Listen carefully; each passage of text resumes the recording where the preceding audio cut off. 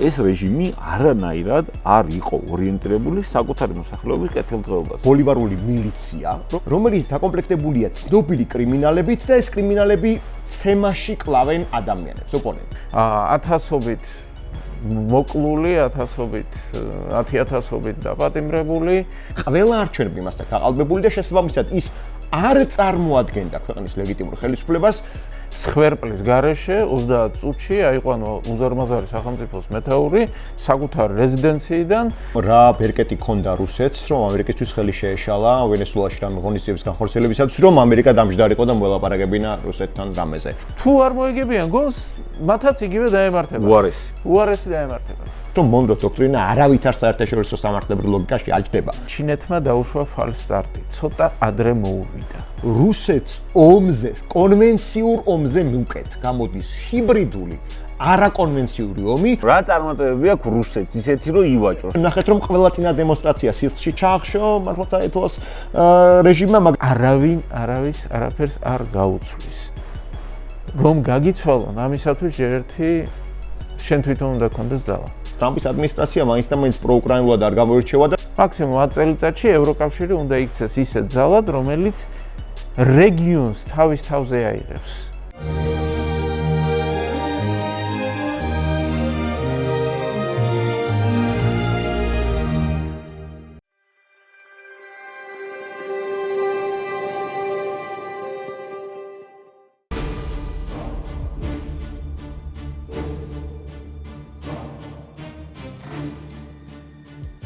გამარჯობა მეგობრებო, გილოცავთ ახალ 2026 წელს, გისურვებთ ყოველივე კარგს, კეთილდღეობას, წინსვლას და პირველ რიგში ჩვენ ქვეყანას და პოლიტიკურ პატიმრებს უსურვებთ თავისუფლებას. ეთერშია გადაცემა აპოლიტიკური კოდი YouTube პლატფორმაზე მისმინე, გამოგყევით სოციალურ ქსელებში, Facebook-ზე, TikTok-ზე და დღეს ჩვენი გადაცემის თემა იქნება ვენესუელა, ვისაუბრებთ ძალიან დაწვრილებთ ვენესუელას და ამერიკის შეერთებული შტატების პოლიტიკაზე, ზოგადად ამერიკის შეერთებული შტატების პოლიტიკა რა შეიძლება იყოს, რა შეიცვალა, საკმაოდ დიდი გამოხმაურება მოყვა ამ ყველაფერს, მადუროს გატაცებას და ასე შემდეგ. მინდა ეს საკითხი დაწვრილებით გავიარო ჩვენს სტუმრებთან ერთად და ცოტა დრო თუ მოგჩა ირანზეც ვისაუბრებთ. დღეს ჩვენი სტუმრები იქნებიან გიორგი კობერიძე, ჯიპას პროფესორი, კონფლიქტოლოგი და თემო პაპასკირი, რასადროთის კლუბის წევრი, ბროლის ბუს მფლობელია. მოხდები შენს როდესმე პოსტივის კარდებზე თემო მაგემით. თბილისის სახელმწიფო უნივერსიტეტის პროფესორი, დიდი მადლობა პირველ რიგში მობრძანებისათვის, რომ გამონახეთ დრო და გვეწვევით. პირველ რიგში შესავლის სახით მინდა შესავალი გავაკეთე, იმიტომ რომ მთელი რიგ განხილვები მოყვა ამერიკის მიერ ჩატარებულ სპეცოპერაციას, მადუროს და მისი ცოლის აყვანას, სხვა შორის სპეცოპერაციის მიმართ არანაირი კითხვები არ არსებობს, ყველა აღიარებს, რომ უნაკლოდ ჩატარდა და ახლობთ 40-მდე კუბელი სამხედროა მკვდარი, ანუ მადუროს დაცვის წევრები აღმოჩნდა საბოლოო ჯამში, რომ ვენესუელები პრაქტიკულად არ იყვნენ მადუროს დაცვაში და მძევალი იყო ეს ადამიანი უფრო მეტად თუ პრეზიდენტი ცოტა არ იყოს, შეიძლება გაურკვეველი იყოს. ძალიან დაკლებულია ვიცე-პრეზიდენტის დელსი როდრიგესის ტონი, თუ თავიდან ძალიან შეურიგებელი იყო და მადუროს დაბრუნებას ითხოვდა. დღეს არავის დაბრუნებას არ ითხოვს და ასევე ყველაზე დიდი გამოხმაურება ქართულ კონტექსტში რაც იყო, პროპაგანდისტები ატყდნენ, რომ აი საერთაშორისო სამართალი დაიხვა და ქვეყნების სუვერენიტეტი და ასე შემდეგ. მეორე მხრივ იგივე პროპაგანდისტებს საერთოდ არ აწუხებთ 4 წლის განმავლობაში მიმდინარე ომი უკრაინაში, არ აწუხებთ მთლიანად ოჯახების ამოწყვეტა და ბავშვების სიკვდილი და ასე შემდეგ და იძახიან აბა რა გეგონათ და აბა როგორ გინდათ და ასე შემდეგ რა. მინდა რომ ამ ყველაფერზე ვილაპარაკოთ არა მარტო თქვათ რაღაც ანალიტიკის კონტექსტში, არამედ ვილაპარაკოთ საერთაშორისო სამართლის და ურთიერთობის კონტექსტშიც მათ შორის და რა შეიცვლება ჩვენთვის თუ მსოფლიოსთვის ამ ყველაფერთან გამომდინარე. გიო.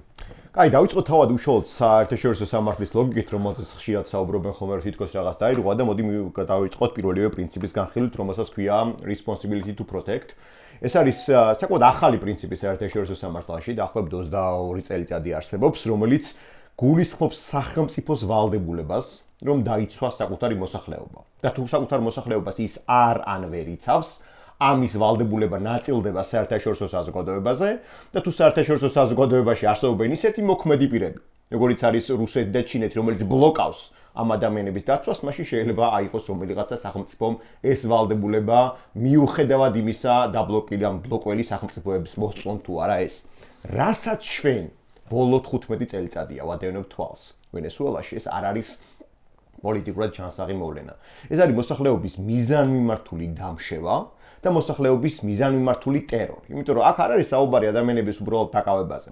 არსებობს ბოლივარული დაჯგუფება, ბოლივარული მილიცია, რომელიც შედგება ძირითადად კრიმინალებისაგან და რომელიც ჯერ კიდევ უგო ჩავესის ბოლო პერიოდში უნდა ჩამოყალიბებულიყო, მაგრამ მისი სრულყოფა მოახდინა ნიკოლას მადურომ, რომელიც დაკომპლექტებულია ცნობილი კრიმინალებით და ეს კრიმინალები ცემაში კლავენ ადამიანებს, ოპონენტებს, ძირითადად დემონსტრანტებს, რომელიც მიყავთ და ხელკეტებით კლავენ, იღებენ შემდეგ ამას ვიდეოებზე და ავრცელებენ სხვების დასაშინებლად. ამიტომაც, თუ ჩვენ გამოვალთ responsibility to protect-ის პრინციპიდან, ავტომატურად გამორიცხულია ის, რომ ჩვენ ვილაპარაკოთ მოსახლეობის უფლებების რაიმე კონტექსტში დაცვაზე.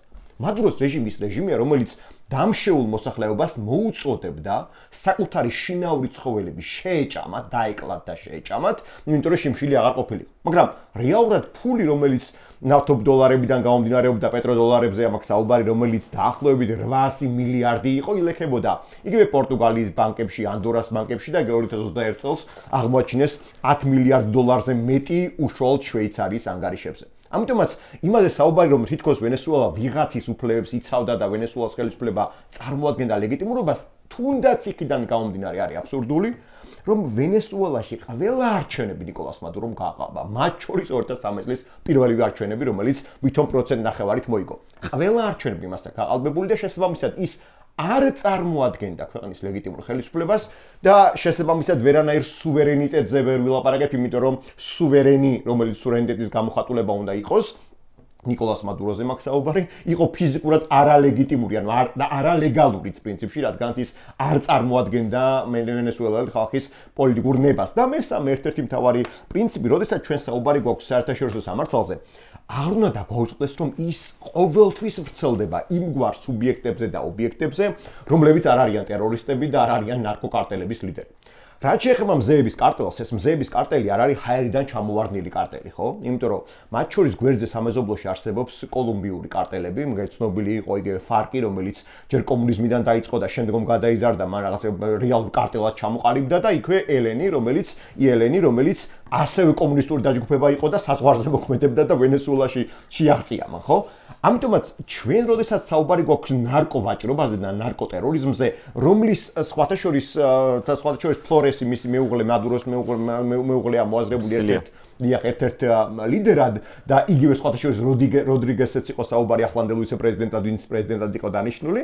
თუ კი საუბარი გვაქვს, რომ აი ამ ადამიანების ხელმძღვანელობით ხდებოდა ნარკოკარტელის ჩამოყალიბება და შემდეგ შეტანა ამერიკაში კოკაინისა და სხვადასხვა ნარკოტიკული საშუალებების, ეს ავტომატურად მიანიშნებს, რომ ნიკოლას მადურო გაცდა უკვე სტანდარტული სუვერენის ცნებას. ნიკოლას მადურო არის ტერორისტული აქტორი, რომელზეც არ ცოლდება იგივე სამართლის პრინციპები. ოკეი, ჯერ სამაგას გადავთ, მაშინ ეს განვიხილოთ რა. პირველ რიგში ვენესუელის შიდა მდგომარეობას რო დავუბრუნდეთ, ან 2018-22 წლებში მე მუშაობდი ჩვენ საელჩოში, საქართველოს საელჩოში ბრაზილიაში რა და ვენესუელა ჩვენთან შემოდიოდა, ანუ ცოტა ესეთი თემა ბრაზილიიდან ფარავდით ვენესუელას და ვენესუელა ამ დროს თავისი მასშტაბით 2.5-ჯერ დიდია გერმანიაზე და უკრაინაზე 1.5-ჯერ დიდი, მაგრამ აქტიურად ვაკვირდებოდ, მაგრამ უამრავი რეპორტი მაქვს გაგზავნილი ესეკიბოზე, შიდა სიტუაცია და ასე შემდეგ. ნუ ესეკიბოს რაიონი ახსნი მაყურებლისთვის, რომ ეს არის სადაო ტერიტორია გაიანა და ვენესუელას შორის და მადურო იქაჩებოდა სამხედრო ინტერვენციაზე და უნდა ამ რეგიონის, ასე ვთქვათ, ძალით მიერთება, ამისთვის რეფერენდუმიც ჩაატარა და ნუ მოკლედ მაშინ ამერიკელების შიშით გაჩერდა რა. პირველ რიგში ხა ამის კიდე რატო ვიძახი, ხა მადურო რაღაც მშვიდობის მტრედად გამოყავდა და სულაც არანაირი მშვიდობის მტრედი ეს ადამიანი არ ყოფილა რა და ანუ ბევრი შეხვედრა გქონდა მათ შორის გვაიდოს ოპოზიციის წარმომადგენლებთან 2019 წელს, ანუ მადურო არ იქნა აღიარებული არავის მიერ მაშინ პრეზიდენტად და იყო ძალიან დიდი გამოსვლები გუაიდო იქნა მაშინ პრეზიდენტად აღიარებული საერთაშორისო საზოგადოების მიერ და გამომდინარე იქიდან რომ ხა ვენესუელამ აფხაზეთით და სამხრეთოსით აღიარა ჩვენ გქონდა საკუთარი აქტიური შეხვედრები ვენესუელის ოპოზიციის წარმომადგენელთან ბრაზილიაში ბუნებრივია და ამას გარდა ეხლა ძალიან ამონიტორინგებდით სიტუაციას და მუდმივად ვაგზავნებდით თბილისში ანალიტიკურ მოხსენებებს რა და სიტუაცია ვენესუელაში არასოდეს არ ყოფილა კარგი რა არასოდეს არ ყოფილა კარგი რაც მოვიდა ჩავესი მანამდეც ჰქონდათ ეკონომიკური პრობლემები სადაც 1977 წელს წყდება ეკონომიკის რაღაც ისეთი ძალიან სწრაფი ზრდა მაგრამ ჩავესი რაც მოდის მის მერე იწყება ნელ-ნელა დაღმასვლა მაგრამ აი დაღმასვლა აღწევს კატასტროფულ ტემპებს მადუროს დროს რა ვენესუელა დაკარგა 8 მილიონი ვენესუელელი არის გასული ქვეყნის საზღვრებს გარეთ რა ანუ მოსახლეობა ძალიან მნიშვნელოვანი ამასთან ერთად ეს 8 მილიონი იყო ყველაზე აქტიური განათლებული და ასე შემდეგ ვენესუელელი რომელმაც თავის ქვეყანაში უბრალოდ მას არ დაუტოვეს არანაირი პერსპექტივა ხო ანუ ეს რაც შეეხება თქვათ აი ამ მოსახლეობის პრაქტიკულად იძულებას რომ გასულიყვნენ რა მეორე ეკონომიკური მხრივ ანუ მადუროს რეჟიმი აკეთებდა იმას რაც ხშირ შემთხვევაში უწოდებენ ეგრეთ წოდებულ ხიზილალას სოციალიზმს როდესაც მართველი ფენა რაღაც ეს ვითომ კომუნისტები და სოციალისტები ცხოვრობენ ძალიან კარგად მაგრამ ამის ხარჯზე მთელი მოსახლეობა არის ძალიან ცუდ მდგომარეობაში რა ანუ იგივე კოლუმბიასთან და ბრაზილიასთან ორი მოსაზღვრე ქვეყანა ვეებერთელა ბანაკები იყო ვენესუელელი დევნილების რომლებიც კოლუმბიის და ბრაზილიის ხარჯზე ცხოვრობდნენ და არც თუ ისე კარგ პირობებში ამასთან მინდა ვთქვა ანუ ეს რეჟიმი ხო ეს რეჟიმი არანაირად არ იყო ორიენტირებული საკუთარი მოსახლეობის კეთილდღეობაზე. ახლა სხვა ქვეყნებსაც შეეხება 2 დღის წინ შემხვდა ძალიან კარგი ვიდეო ვენესუელელი ბიჭია სადაც არ ვიცი რომ ქვეყანაში ვენესუელის გარეთ ამარა ვიდეოზე ამბობს რომ ნუ კაი ამერიკა დაუშვათ ნავთობისთვის მოვიდა და ასე შემდეგო მაგრამ აი ძალიან მაინტერესებს ჩინეთი და რუსეთი რისთვის იყვნენ მოსული ბებია ჩემის აი ხარი ეგეთი ჭადივით რაღაცა არეპას ბებია ჩემის არეპასის რეცეპტი რო გაეგოთ ამისთვის იყვნენ მოსულიო და ანუ ეს მომენტიც ძალიან მნიშვნელოვანია რომ დანარჩენი სხვა ქვეყნები რისთვის იყვნენ ვენესუელაში ხო იყვნენ ვენესუელას ნავთობისთვის და სხვა წიაღისეულისთვის და პლუს იყვნენ იმისთვის რომ ვენესუელიდან ძალიან კარგად ხდებოდა ესე ვთქვათ გავლენის გავრცელება შეერთებულ შტატებზეც. პლუს რაც შენახსენ ესეც აუცილებლად ცალკე უბრალოდ უნდა ვილაპარაკოთ ამ თემაზეც ნარკოვაჭრობა და ვენესუელა რა. იმიტომ რომ ვენესუელა თავისი ლოკაციით კოლუმბიასთან სიახლოვით და შემდგომში კარიბის ზღვაზე პირდაპირ გასვლით და ამერიკა-მექსიკასთან სიახლოვით ვენესუელა დამტკიცებულად ასრულებდა საკმაოდ დიდ როლს ამ ნარკოვაჭრობის რგოლში. მაგრამ ეხლა მოდი აი ეკონომიკურ და ისტორიულ ანალიზში რომ ჭრილში რომ შევხედოთ რა თემა. ოკეი. მოკლედ, ნუ დავიწყოთ ნავთობით. ანუ ვენესუელას აქვს ყველაზე დიდი რეზერვები ნავთობის, ოღონდ არის ერთი დიდი პრობლემა აქ. ამ შემთხვევაში ეს ნავთობი არის ეგრეთ წოდებული ზედმეტად მძიმე ნავთობი და მას სჭირდება მთელი რიგი პროცედურები, გათბობით დაწყებული, დამთავრებული დისტილაციით შემდეგ. რასაც ვენესუელის ხელისუფლება ვერასდროს ვერ აკეთებდა და შესაბამისად ბუნებრივია რომ ამერიკული კომპანიები იყვნენ აქ თავიდანვე ჩართული, რადგანაც ვენესუელა ლათინური ამერიკა. და პლუს ამას სანავთობო ახლა ინდუსტრია საერთოდ ამერიკელების მე-19 საუკუნის მიწურულიდან მოყოლებული ამერიკელების ძირითადი განვითარების სფერო იყო. პირველი ასე ვთქვათ ცვლილებები აქ ჩვენ გვაქვს მე-20 საუკუნის 40-იანი წლებიდან, როდესაც ხელისუფლებაში მოდის რომულო ბეტანკური. ბეტანკური იყო თავდაპირველად პროკომუნისტურად მოაზროვნე ადამიანი, რომელიც იქცა შემდგომ სოციალ-დემოკრატად და იქცა შემდგომ ვენესუელის მთავარი წამყვანი პარტიის იმ პერიოდში აქციონ დემოკრატიკას დამფუძნებლად. სოციალ-დემოკრატიული პარტია. ფაქტობრივად, რომლის იდეოლოგიამ საკმაოდ დიდი ცვლილებები განიცადა, მაგალითად, საკმარისია ითქვას, რომ ის აცხადებდა, რომ ვენესუელამ არ უნდა დაამყაროს დიპლომატიური ურთიერთობები არც ერთი ტიპის არადემოკრატიულ რეჟიმთან, იქნება ეს მემარცხენე თუ მემარჯვენე განურჩევლად. ამას გარკვეულწილად იზოლაციონისტად მოიხსენიებდნენ, ამის გამო ბეტანგურს, მაგრამ შემდგომში ასე არ გამოდის. ახლა რა შეასაქმე? მან უარი თქვა ნაციონალიზაციას. და მან პირდაპირ თქვა, რომ ნაციონალიზაციას შეიძლება გაცილებით მეტი პრობლემები მოყვას, ამიტომ ჯობია ავწიოთ გადასახადები. და გადასახადები აწია ისე, რომ 50-50-ზე დარჩენოდა მოგებები სახელმწიფოს და შესაბამისად საავტომობილო კომპანიებს. ანუ მათი მოგების წელი არ უნდა ყოფილიყო სახელმწიფოზე მეტი. ზუსტად ამ პერიოდიდან იწყება ვენესუელის განვითარება ეკონომიკური თვალსაზრისით, რომელიც წყდება 1977 წლიდან და რა მოხდა ამ პერიოდში? კარლოს andrés pérezმა მოახდინა სანავთობო სექტორის ნაციონალიზაცია და დაიწყო პირველი დაღმასვლა. ვიმეორებ, მიზეზი არის ის, რომ ვენესუელის ნავთობი არ არის ისეთი, როგორც თქვათ, ახლო აღმოსავლური ნავთობი, მის მოპოვებას სჭირდება ძალიან დიდი ტექნოლოგიები. შესაბამისად საჭიროა ინვესტიცია. განმარტოთ რა, ვენესუელური ნავთობი არის ეგრეთ წოდებული ზემძიმე ნავთობი, მისი ვისკოზიტი ინგლისურად ასე წელვადობა თუ წებვადობა არის ძალიან მაღალი და ანუ ვენესუელური ნავთობი იმისთვის რომ ჩაასხა, რა ვიცი, მანქანაში დიდი გადამუშავება. ხო, ჭირდება ძალიან დიდი გადამუშავება რისი ტექნოლოგიებით იმ დროსაც და ეხლაც აქ განვითარებულ ქვეყნებს, ნორვეგია, ამერიკა და ასე შემდეგ რა. ანუ საუდის არაბეთის ნავთობისგან განსხვავებით, რომელიც მართლა შეიძლება პირდაპირ ჩაასხა, ამას ძალიან დიდი დამუშავება ჭირდება. უკაცრავად რა უნდა განმემართავდეს. ნუ მე უფრო ასე ვთქვათ, ნაკლებად ტექნოლოგიურად ვილაპარაკე ამ თემაზე. შესაბამისად რომ უბრალო მაყურებლისთვის უფრო გასაგებია. ამის შემდგომ ვენესუელას ხელისუფლებამ ისევ დაიწყო შემოშვება ამ უცხოური კომპანიების და შესაბამისად მივიღეთ სიტუაცია, როდესაც თან ნაციონალიზირებულია სანავთობო წარმოება და ადგილობრივ კომპანიას ეკუთვნის სახელმწიფო კომპანიას რასაკვირველია. თან ამავდროულად ეს უცხოური კომპანიები შემოვიდნენ და თანდათანობით ახალი პროექტები განავითარეს, რომელშიც მათ აქვთ უპირატესი უფლებები. აი ჩავესმა ზუსტად ეს გაანადგურა და 2005-7 წლებში მოახდინა ექსპროპრიაცია. ამას უკვე ნაციონალიზაცია არ ერქვა.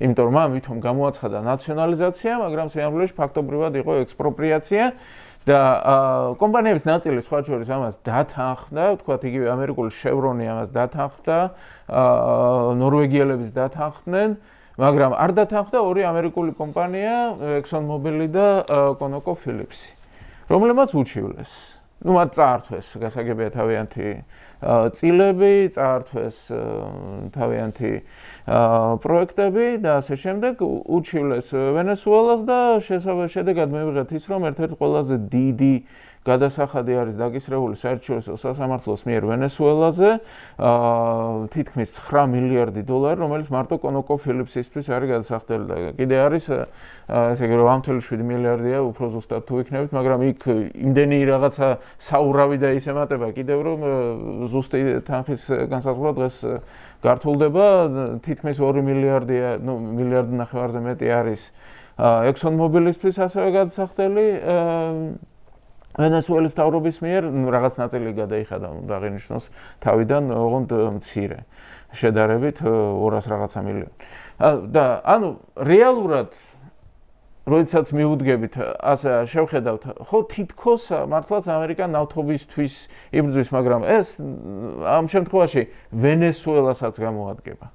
რადგანაც ჩვენ ვხედავთ, რომ მიუხედავად იმისა, რომ ნავთობის ფასი იმ მომენტში ზუსტად, როდესაც ექსპროპრიაცია მოხდა, გაიზარდა და მკვეთრად გაიზარდა იმ პერიოდში, ნავთობის ფასი ვენესუელის მოგებებამ მაინც და მაინც დიდი არ ყოფილა, გაცილებით ნაკლები იყო, ვიდრე შესაძლებელი იყო.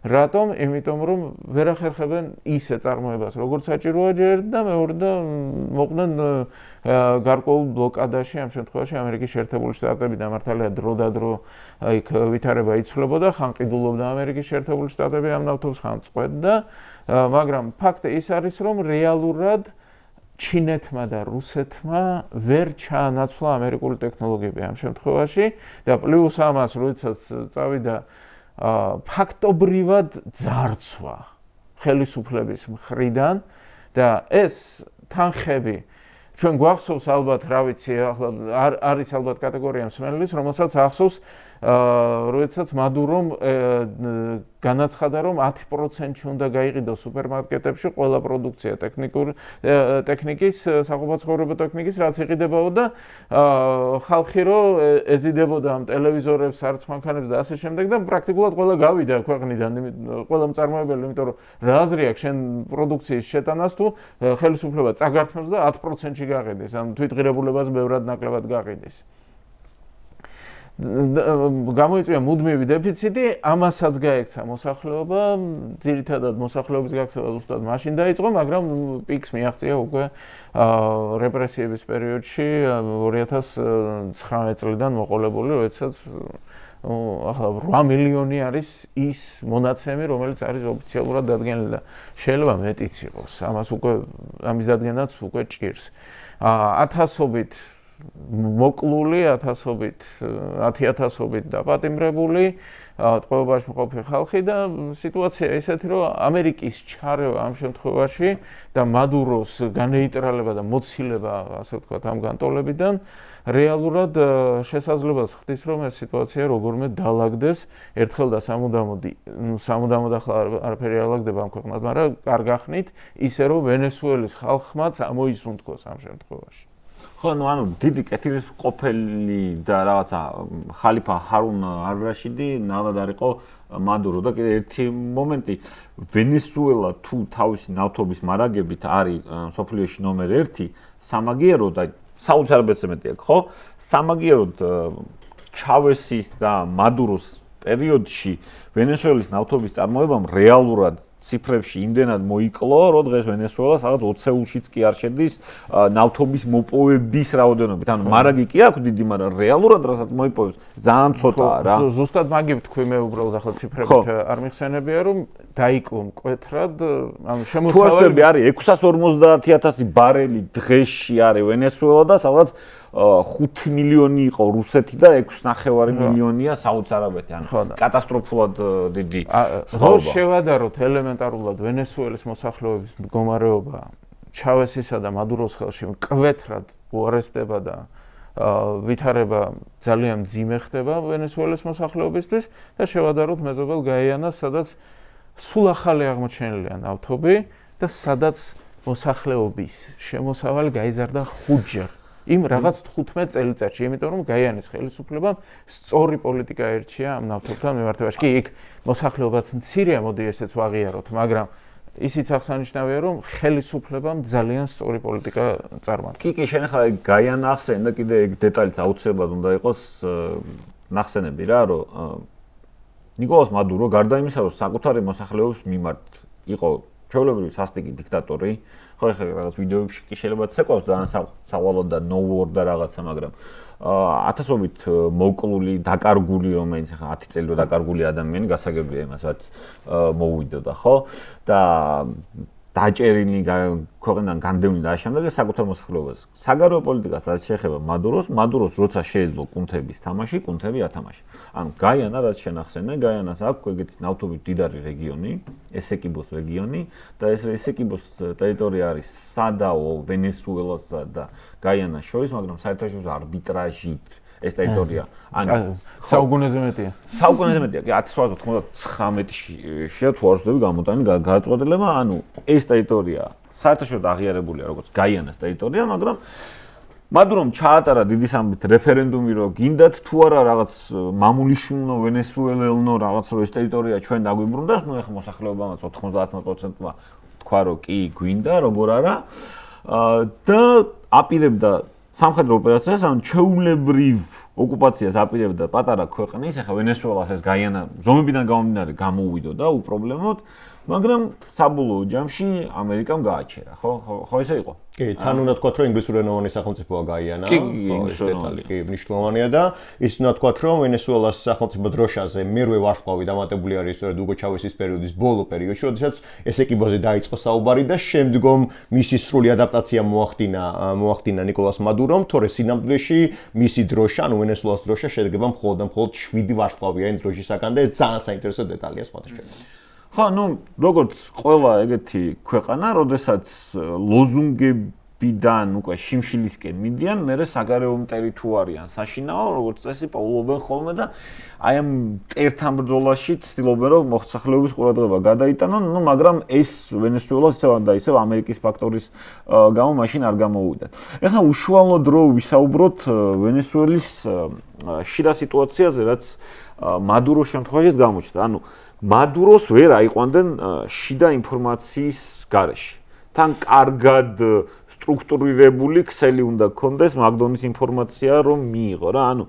წარმოიდგინეთ შედიან ვერტფრენები ვენესუელის საჰაერო სივრცეში, შედიან კარაკაში, რამდენიმე დღის წინ თან თავად მადურომ ვეთქვა თუ არ მახსოვს ვინ რომ 5000-მდე მარტო ხელით გადასატანი საზეიმტო კომპლექსი გვაქვს იგლა იყო თუ არ ვცდები, ჰაერსაწინააღმდეგო თავდაცვა, იქ არის კიდე ცალ-ცალკე პასუხისმგებლობის ზონებია, სამხედრო პასუხისმგებლობის ზონები, პლუს პრეზიდენტის სასახლე, პლუს მისი დაცვა, ეს ყველაფერი ეს ინფორმაცია ჯერ ლაივ რეჟიმში უნდა გქონდეს რა და ლაივ რეჟიმში უნდა იცოდე რომ იმ წამს მადურო სად არის, ხო?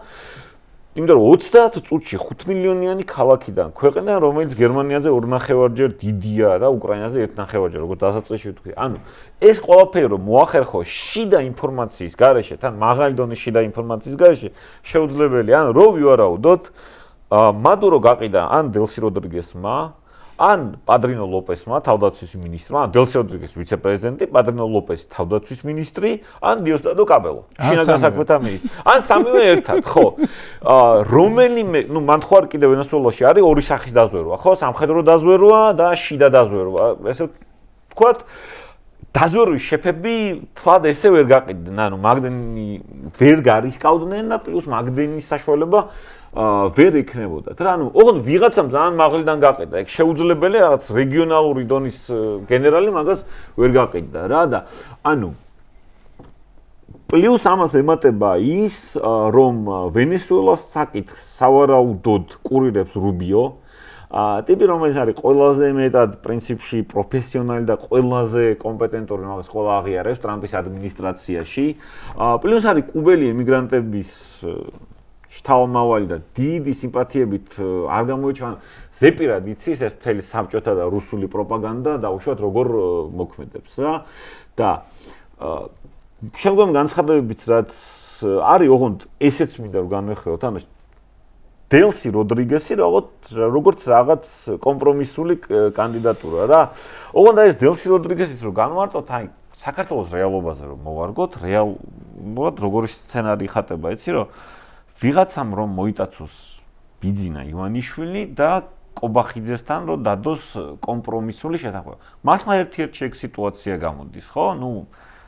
გარკვეული სხვაობებით, მაგრამ მაინც მადურო წაიყვანეს, მაგრამ ოპოზიციური კანდიდატი კი არ არის რაღაც შემდგომი, ვთქვათ, კომპრომისული ფიგურა. არა, ყოფილი ვიცე-პრეზიდენტი, ამჟამად უკვე პრეზიდენტის მოვალეობის შემსრულებელი დელსი როდრიგესი რა და რა მოხდა და რა განვითარებას ვეულით ვენესუელაში. ხო, დავიწყოთ იმით, რომ ჯერ კიდევ ზაფხულში მოხდა ცენტრალური სადაზვერვო სამსახურისთვის ნებართვის გაცემა, CIA-ისთვის ნებართვის გაცემა დონალდ ტრამპის მხრიდან, რომ მათ შეეძლოთ ემოქმედათ სრული თავისუფლებით უშუალოდ ვენესუელაში, რაც უკვე იმის ინდიკატორი არის, რომ მათ გარკვეული კავშირები შექმნეს. ამასთან პენბონდიმ აშშ-ის გენერალურმა პროკურორმა დააწესა 50 მილიონი დოლარი მის თავზე, ანუ მადუროს თავზე, იმის მადუროს გაყიდდა 50 მილიონი ექნებოდა. შესაბამისად мотиваცია მაღალი იყო, ძალიან. ამასამე საინტერესო არის ის, რომ თავდაცვის სისტემებმა არ მარტო ვერ იმუშავა, არამედ არ იმუშავა, იმიტომ რომ მათზე იერიშები იყო მიტანილი. ჩვენ ვიცით, რომ ბუკის კადრები გავრცელდა ჰაერსაწინააღმდეგო სისტემის მისი განადგურება მოხდა, ხოლო მეორეს მხრივ, როდესაც შენ ესე თქვა, ესე თქვი, მასობრივი შეტევა გაქვს საჰაერო, აქ ყველა გამსროლელი არ არის, იმიტომ რომ აურდა საკუთარი პოზიციის გამჟღავნება. თუმცა იყო ესე თქვა გასროლილი იგივე ხელით გადასატანის აზეინტო სისტემები, რომელმაც ვერ გაამართლა და ვერ ჩავარდა. ხო, მაგრამ გიორგი უყურე, ერთი ბუკის სისტემა კი არა, უამრავი სისტემა აქვს რუსებისგან, მათ შორის ნაყენი. პლუს ამაზე გაცილებით უფრო ინტენსიური საჰაერო იერიში იყო და რა ვიცი, უკრაინაში გაისროლეს და ვენესუელაში არავინ გაისროლა. ეგეც ხო არის. ეს არის, რა თქმა უნდა, ანუ ყველა ვარიანტში ნაწილს შეეშინდა, ნაწილი მოსყიდული იყო, ნაწილი გაანადგურეს. ანუ ეს არ არის მხოლოდ ერთი სურათი, ეს სამი სხვადასხვა მოვლენის ეს თქვა შეჯამება შეიძლება იყოს და მე ძალიან საინტერესო არის, როდესაც ვახსენე ჩვენ მარკო რუბიო, იმიტომ რომ რუბიო არა მარტო კარგად იცის ეს ყველაფერი, არამედ რუბიოს აქვს კონკრეტული ინფორმაცია მასთან დაკავშირებით, რომ ვენესუელას ხელისუფლება იყო პირდაპირ კონტროლირებადი კუბის ასე თქვა ძალების მიერ, თუნდაც იმიტომ რომ ნიკოლას მადურო 88-99 წლებში იყო სასწავლად წასული კუბას ტერიტორიაზე, სადაც მან კომუნიზმისა და მარქსიზმის ადგილობრივი საფუძვლები გაიარა. ანუ მისი მთელი ეს აზრი იყო იმაზე, რომ მართული იყო უშუალოდ კუბიდან და კუბის სპეცდანიშნულების უშუალოდ სამსახური J2-ის ნაწილები იმყოფებოდნენ უშუალოდ ვენესუელას ტერიტორიაზე. ანუ ეს შემთხვევითი არ არის, როცა ჩვენ საერთაშორისო სამართალზე ვლაპარაკობთ, რომ ეს ქვეყანა არის რეალურად იმყოფებოდა სხვა ქვეყნის კოლონია წარმოადგენდა, იმიტომ რომ ხელისუფლება ანგარიშვალდებული იყო ერთის მხრივ არა მოსახლეობასთან, არამედ ანგარიშვალდებული იყო უშუალოდ კუბასთან და ამასთან იყო წარმოდგენილი იქ ესეთი მოქმედი პირები, როგორებიც არიან ჩინეთი და რუსეთი. ხოდაშორის ჩინეთი ძალიან საინტერესოა, იმიტომ რომ ჩინეთი რუსეთსგან განსხვავებით ნავთობს ზოგადად უფრო გარედან მიიღებს ხოლმე, ის იმპორტირებას აქტიურად ახორციელებს ნავთობის და სწორედაც იუანებში ვაჭრობას ცდილობდა ადგილობრივ ხელისუფლებებიდან გამომდინარე და სხვათა შორის საინტერესო არის რომ კიდევ ერთი ასე ვთქვათ საფრთხე რომელიც ამერიკისათვის იყო ის რომ ის ცდილობდა ვენესუელას ხელისუფლება ცდილობდა ვალუტის ხელოვნურ თამაშს და ვალუტის ხელოვნურ კონტროლს და შემდგომ თამაშს დოლარებით და საინტერესოა რომ მოსახლეობის ის ნაწილი ვისაც ჰქონდა დოლარები იყო ქვეყნის ელიტური მმართველობა ხოლო დანარჩენი ვისაც დოლარები არ ჰქონდა სიღარიბის სრულიად ტოტალურ სიღარიბეში იმყოფებოდა.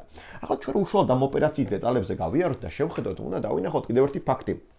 რომ არსებობდა გარკვეული საფრთხეები, მათ შორის თუ კი უშუალოდ შევიდოდა ამერიკული ხელისუფლება ამ ტერიტორიაზე და ხელისუფლებას ტოტალურად ჩამოშლიდა ხომ არ გაიმეორებდა ერაყის შეცნობას. თუ ერაყში როდესაც შევიდა ამერიკული სამხედრო ნაწილები, მათ მოახდინეს ადგილობრივი ბაათის პარტიის სრული ჩამოშლა, სრული აკრძალვა და სრული გაუქმება. რაც იყო ტოტალური შეცდომა, იმიტომ რომ გამოდის რომ მთელი პროფესიონალური ელიტა, რომელიც მართავდა ქვეყანას, უცებ აღმოჩნდა სამსახურის გარეშე და მათი რადიკალიზაცია სწრაფად განხორციელდა. ეს რომ ასე არ ყოფილიყო და არ მოხდეს საერთოდ ამიტომაც მოხდა როდრიგესის ფიგურის დროებით წინ წამოწევა, სანამ მოხდება გარკვეულწილად სიტუაციის კონტროლი, დამშვიდება და შემდგომ მათი ასე ვთქვათ, მათი მხრიდან არჩევნების დანიშვნა და უკვე ასე ვთქვათ, დემოკრატიული კანდიდატის მოსვლა ხელისუფლებაში, თუმცა შეიძლება ეს ტრანზიციის პერიოდი გაგრძელდეს ხანგრძლივი დროით, რადგანაც როდრიგესისნაირი ფიგურები არიან ოპორტუნისტები, რომლებიც ძალიან მარტივად იცვლიან პოზიციას, მიუხედავად იმისა, რომ მისი ოჯახი, მისი მამა მათ შორის იმყოფებოდა სწორედ ბიზნესმენების გატაცებაში იყო ბრალდებული, რომლებიც შემდგომ გამოძალოებს, ასე ვთქვათ, ითხოვდა ხოლმე გატაცებულების ოჯახიდან და სხვათა შორის თანამშრომლობდა ძალიან აქტიურად კოლუმბიას ვთქვათ, კომუნისტური აჯანყებულების მამის ხორხე იყო ეს ცნობილი მემარცხენე გერილა ლიდერი. კი, ასეა.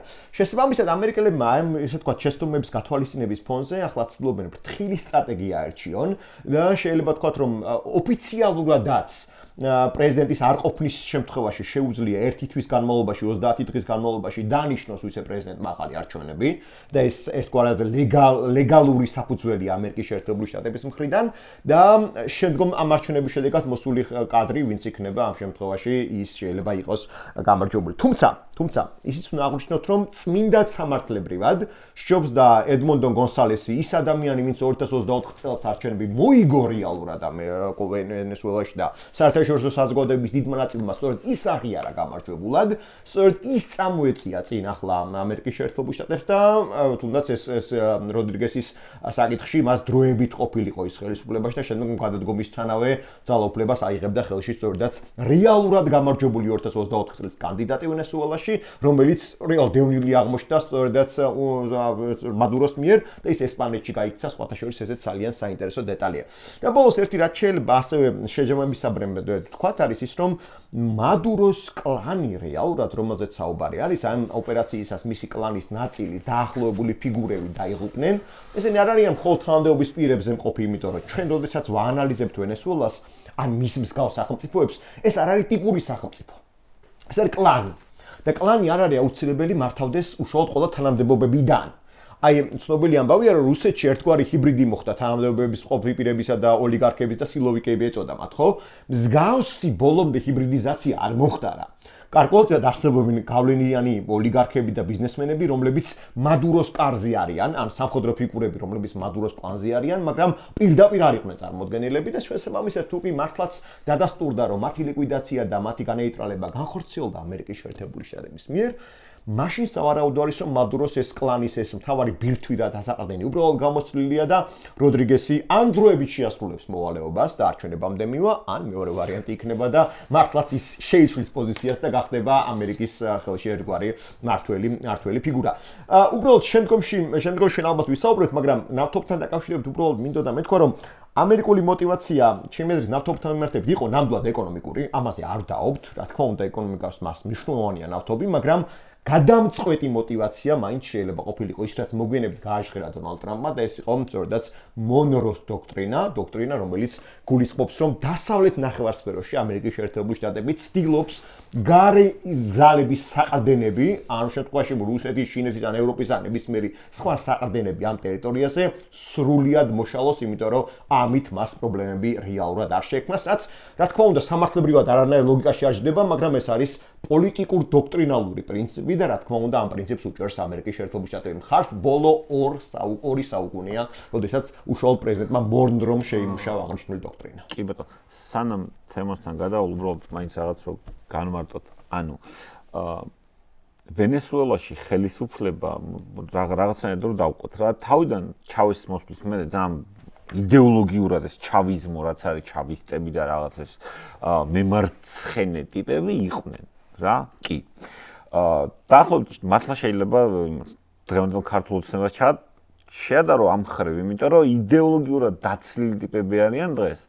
არც პადრინო ლოპესი, არც დიოსდადო კაბელო, რომელიც ორივე არიან სამხედრო აკადემია დამთავრებული. ნუ მართალია კაბელო მონაწილეობდა ჩავესთან ერთად პუტჩში და ასე შემდეგ და მით უმეტეს არც დელსი როდრიგესი მიუხედავად მამამისის წარსულისა, ესენი ძალიან იდეოლოგიზირებული ტიპები არ არიან. ამათ ყველას ჰქონდათ თავიანთი პასუხისმგებლობის სფერო და აკონტროლებდნენ თავის ფინანსურ ნაკადებს. მოდი ესე ვთქვათ რა. პლუს ვენესუელა როგორც არის დაყოფილი, ვთქვათ, იქ არის ორი უკაცრავად 8 დიდი რეგიონალური სამხედრო პასუხისმგებლობის ზონა და ეს გენერლებიც თავთავიანთ რაიონებში პასუხს აგებენ არა მარტო სამხედრო რაღაც ფუნქციებზე, არამედ ნარკოტრაფიკზე, იქ წიაღისეული და ფული შემოდის. არ შემდგარი სახელმწიფო ხო, არ ჩვეულებრივი, არ შემდგარი სახელმწიფო არის ვენესუელა და ნუ ამის გარდა კიდე არის რაღაც გარკვეული კატეგორია, რომელსაც ფული აქვს, ეგ არის რაღაც წიაღისეულის მოპოვება ორინოკოს აუზში რაც არის, მაგრამ უშუალოდ ამ ოპერაციასაც შეეხება, უშუალოდ ქვეყნის კონტროლსაც შეეხება, მაინც ალბათ ეს სამი ფიგურაა რა, დაძმა როდრიგესები, იმიტომ რომ ძმა არის ეროვნული ასამბლეის თავმჯდომარე, პარლამენტის თავმჯდომარეა პრინციპში, თავდაცვის მინისტრი და შინაგან საქმეთა მინისტრი. ამათ გარეშე ეგეთი რაღაცეები ვერ ისა. თან პლუს ახლა ერთი რამეა კიდე. ამ ხალხს ფული არ აკლია, მოდი ესე ვთქვათ რა, ფული არის, შენ რაც ახსენეთ, 10 მილიარდი და შემდეგ ოჯახისთვის სამყარო ფული ამათ აქვს და ამ ხალხის მოსყიდვა შეუძლებელია პირდაპირ ფულით. აქ შესაძლოა საუბარი მხოლოდ იმაზე, რომ ვიღაცამ ამათ მისცა ბუნებრივია შეერთებულმა შტატებმა ამათ ესე ვთქვათ გაუკეთა წინადება, რომელზეც ვიღაცამ უარი ვერ თქვა. ხო, ანუ გარანტიები მისცეს. ხო, ეხლა ფულით როგორ უნდა მოისყიდო ეს ხალხი მე ვერ წარმომიდგენია. მოდი მეც გავაგრძელებ გიორგის მიერ დაწყებულ საკითხს და შენს მიერ დასმულ კითხვაზე ასე გადავალ. ჩვენ ხედავდით, რომ მადუროსთან მიდიოდა მოლაპარაკებები. კი. და მადუროს თავაზობდნენ გარანტიებს. მას უნდა დაეტოვებინა ლათინური ამერიკა მთლიანად. თურქეთში გადასვლა იყო. ხო, უნდა წამოსულიყო სადღაც ესე იგი ან ევროპაში, ან აზიაში, მაგრამ ლათინური ამერიკა მას უნდა დაეტოვებინა და უნდა ჩახსნოდა პროცესს მთლიანად. მადურომ ამაზე უარი განაცხადა. და შედეგად მიიღო სპეცოპერაცია, რომელმაც რომელიც ალბათ მსოფლიო სპეცსამსახურების სახელმძღვანელოში შევა, რადგანაც ასეთი სპეცოპერაცია მე მგონი პრაქტიკულად ძალიან ძნელი წარმოსადგენია. მსხვერპლის გარეშე 30 წუთში აიყვანო უზარმაზარი სახელმწიფოს მეთაური საკუთარ რეზიდენციიდან სპორტულებში ჩაცმული გამოიყვანო, ეს არ ვიცი ახლა შემდეგ ჩააცვეს ეს სპორტულები თვითმფრინავში თუ პირდაპირ თავიდანვე სპორტულებში იყო ჩაცმული. გამიშო სოფლიოში ყოველს დაცული ადამიანი მოიყვანეს. ხო და გამოიყვანეს, დააკავეს, ჩაიყვანეს ამერიკაში, მაგრამ ახლა დავაკვირდეთ სიტუაციას. ამერიკელები ძალიან ფრთხილობენ ჯერჯერობით, რადგანაც მათ როგორც ჩანს არ უნდათ სამოქალაქო ომი. ანუ ვენესუელაში სიტუაცია მთლად ისე მარტივიც არ არის. ახლა კი 70%-მდე აიღო გონსალესმა არჩევნებში 2004-ში, მაგრამ ჩავისტებს გარკვეული ბაზა მაინც გააჩნია. ეს დაახლოებით ალბათ 25%-მდე იქნება ჩავისტების იდეოლოგიურად ბოლომდე წამსვლელი ხალხი, რომელსაც ნაწილს ბევრი აქვს დასაკარგი და ნაწილს საერთოდ არაფერი. რაც ორივე შემთხვევაში საკმაოდ პრობლემური საკითხია. მეორეს ერთი. გონსალესი კი არის აღიარებული სხვა შორის ამერიკის მიერ პრეზიდენტად. გონსალესია აღიარებული. მაგრამ როგორ არჩევნებში გაიმარჯვა მან? ეს არ იყო თავისუფალი არჩევნები. გონსალესი იყო კანდიდატურა, რომელიც უბრალოდ ჩამნაცვლებელი კანდიდატურა იყო. რადგანაც მთავარ კანდიდატს მარია კორინა მაჩადოს აკრძალული ქონდა არჩევნებში მონაწილეობის მიღების უფლება და დღემდე აკრძალული აქვს 15 წლიანი აკრძალვა აქვს პოლიტიკური თანამდებობის დაკავების. ანუ შესაბამისად არ არის გამორიცხული, რასაც ახლა ცდილობს თქვათ იგივე რუბიო, იმიტომ რომ აშკარად მისთვისაა ეს ყველაფერი ჩაბარებული. არის რომ მოამზადოს მართლაც ნამდვილი არჩევნებისთვის ნიადაგი ამ შემთხვევაში. და შესაძლოა საუბარი მიდიოდეს მართლაც იგივე აი ამ წამყვანი პირებისადმი გარანტიებზე, რომ მათ მისცემენ ემიგრაციაში წასვლის უფლებას და შესაბამისად ოღონდ უნდა გადააბარონ ხელისუფლება. თუ არ გადააბარებენ ხელისუფლებას, ახლა ძალიან საწინააღმდეგო გზავნილები იყო ამ დღეებში ამერიკის ხელისუფლებიდან, მაგრამ ერთი გზავნილი იყო ტრამპისგან, რომ თუ არ მოეგებიან გონს, მათაც იგივე დაემართებათ. უარესი დაემართებათ. შესაბამისად, ჩვენ ვხედავთ, რომ აქ ვენესუელაში უკვე ყველა მიცის, რომ დაცული საერთოდ არავინ არაა. სპეცოპერაცია იქნება ისე დონეზე ჩატარებული, რომ ვერც ერთი ვერ გადარჩება. წინააღმდეგობის გამწევი არ არსებობს. არმია, როგორც ასეთი ამერიკის სპეცდანიშნულების ძალებს უბრალოდ წინააღმდეგობას არ გაუწევს, შესაბამისად ახლა რაც მიდის, ალბათ მიდის ვაჭრობა. და ამერიკელებისთვისაც მომგებიანია, რომ ყოველგვარი ზედმეტი პრობლემის გარეშე, ისე რომ მათი მხრიდან რეჟიმის ცვლილება არ დაერქვას და არ დაერქვას, რომ მათ დანიშნეს შემცვლელი, ისე ჩატარდეს იქ არჩევნები, რომელსაც რასაკვირველია პატრონარს უკვე საერთაშორისო სტრუქტურები გაუწევს და შესაბამისად ახლა ნებისმიერ თავისუფალ არჩევნებში ვენესუელაში დღეს რასაკვირველია ჩავისტები წააგებენ, იმიტომ რომ როგორც ვამბობ 25%-მდე არის დაახლოებით მათი შეიძლება ისიც არ დარჩეს ამ არჩევნებში. ანუ რაც არ უნდა იყოს, ვის უნდა ახლა იქ ვენესუელას ჯუნგლებში ამ მარაკაიბოსთან ავტომატებით სირბილი, ანუ გასაგებია რა, რომ დიდი საქმეთა ოპერაცია არავის უნდა. ეს იმ სიტუაციაში, როდესაც 1 და 2 თვე დამერწმუნეთ ამ შემთხვევაში ბევრს არაფერს არ ნიშნავს. სამაგეროდ შეიძლება თავიდან ააცილოს ძალიან დიდი პრობლემები. აი, რაც გიორგიმ აღნიშნა, რომ ბათის პარტიის გაუქმება, იქ თავარი პრობლემა იყო კიდევ არმიის გაუქმება. არმია დაშალეს ერაყში. და სხვაშორის ამან მერე წარმოქმნა ISIS. ისლამური სახელმწიფო თავიდან ბოლომდე დაკომპლექტდა პრაქტიკულად არა ისლამისტი ოფიცრებით, რომ ჰაგი ბაქრი იყო ერთ-ერთი დამფუძნებელი და იყო ერაყის არმიის საჰაერო თუ დაზვერვის სამსახურის ოფიცერი. საერთოდ არ იყო ისლამისტი. არა, არ იყო. საერთოდ არ იყო. სამხედრო იყო ჩვენ. მოხდა მათი იძულებითი ისლამიზაციასაც ვერ ვიტყვი, ახლა ეს ნებაყოფლობით მათი არჩევანი იყო ამ შემთხვევაში, მაგრამ ფაქტია, რომ ისლამური სახელმწიფო ზბირთვი იყო ერაყის არმია. და ეს იყო უდიდესი შეცდომა მაშინ. იმდენად ერაყში შესვლა არ იყო შეცდომა, რამდენადაც არმიის დაშლა იყო შეცდომა. შეერაღებული და სპეციფიური უნარების მქონე ხალხის დატოვება ქუჩაში. თან რეგიონის კარგად ცოდნეს. კი. და იმ რეგიონში კარგი, ასე ვთქვათ, კავშირების მქონის, ასე რომ ეს იყო ძალიან დიდი შეცდომა. იგივე შეცდომას ახლა რუბიო ამბობს, პირდაპირ ამბობს, რომ არავით არის ერაყი და ავღანეთი, არ არისო ვენესუელა და ლათინურ ამერიკას ნუმასწავლითო. ნუ ახლა არ არის კარგი როდესაც ადამიანი ასე ვთქვათ, ასე ამბობს კონდოლიზა რაისის მაგალითი გვახსოვს, რომ რუსეთს ჩემზე უკეთესად არავინ არ იცნობს და ხო, მაგრამ რუბიოსთან მიმართებაში ჯერჯერობით საფუძველი იმის თქმის არ არსებობს, რომ მართლაც მან რეგიონი მართლაც ძალიან კარგად იცის. და ჯერჯერობით ასე ვთქვათ, უშეცდომოდ თამაშობს ამ სიტუაციაში და ნახოთ რუბიოსთვისაც ძალიან პრინციპული არ დაგვაუწყდეს, აქ შეიძლება ფსონი იყოს რესპუბლიკური პარტიის პრეზიდენტობის კანდიდატობა 2028 წელს. ხო, ეგ ცოტა ნადრევია, მაგრამ კი, ანუ სერიოზული შანსებია 2026-ია. კი ბატონო. ვენესუელაზეც ნავთობზე მეტად უფრო ყურადსაღებია ის, რაც თქვა რუბიომ, რომ ნავთობი ჩვენიც გვაქვს, მაგრამ აქ ჩვენ ვერ დავუშვებთ იმას, რომ ვენესუელა გამოყენებული იყოს პლატფორმად რუსეთის და ჩინეთისთვის. და აი ეგ მგონია ახლა მე ყველაზე მნიშვნელოვანი, იმიტომ რომ რეალურად ამერიკისთვის პრობლემა იყო კუბაც კი. რა ძალიან ახლოსა ამერიკასთან და იყო რაღაც პლატფორმა ამერიკის წინააღმდეგ. შეიცვალა ვთქვათ კომუნისტური საბჭოთა კავშირი შეიცვალა კაპიტალისტური რუსეთით, მაგრამ ამერიკისთვის არ შეცვლილა კუბა როგორც მისი მოწინააღმდეგე, ხო, როგორც პლატფორმა ნებისმიერი სხვა მოწინააღმდეგისთვის.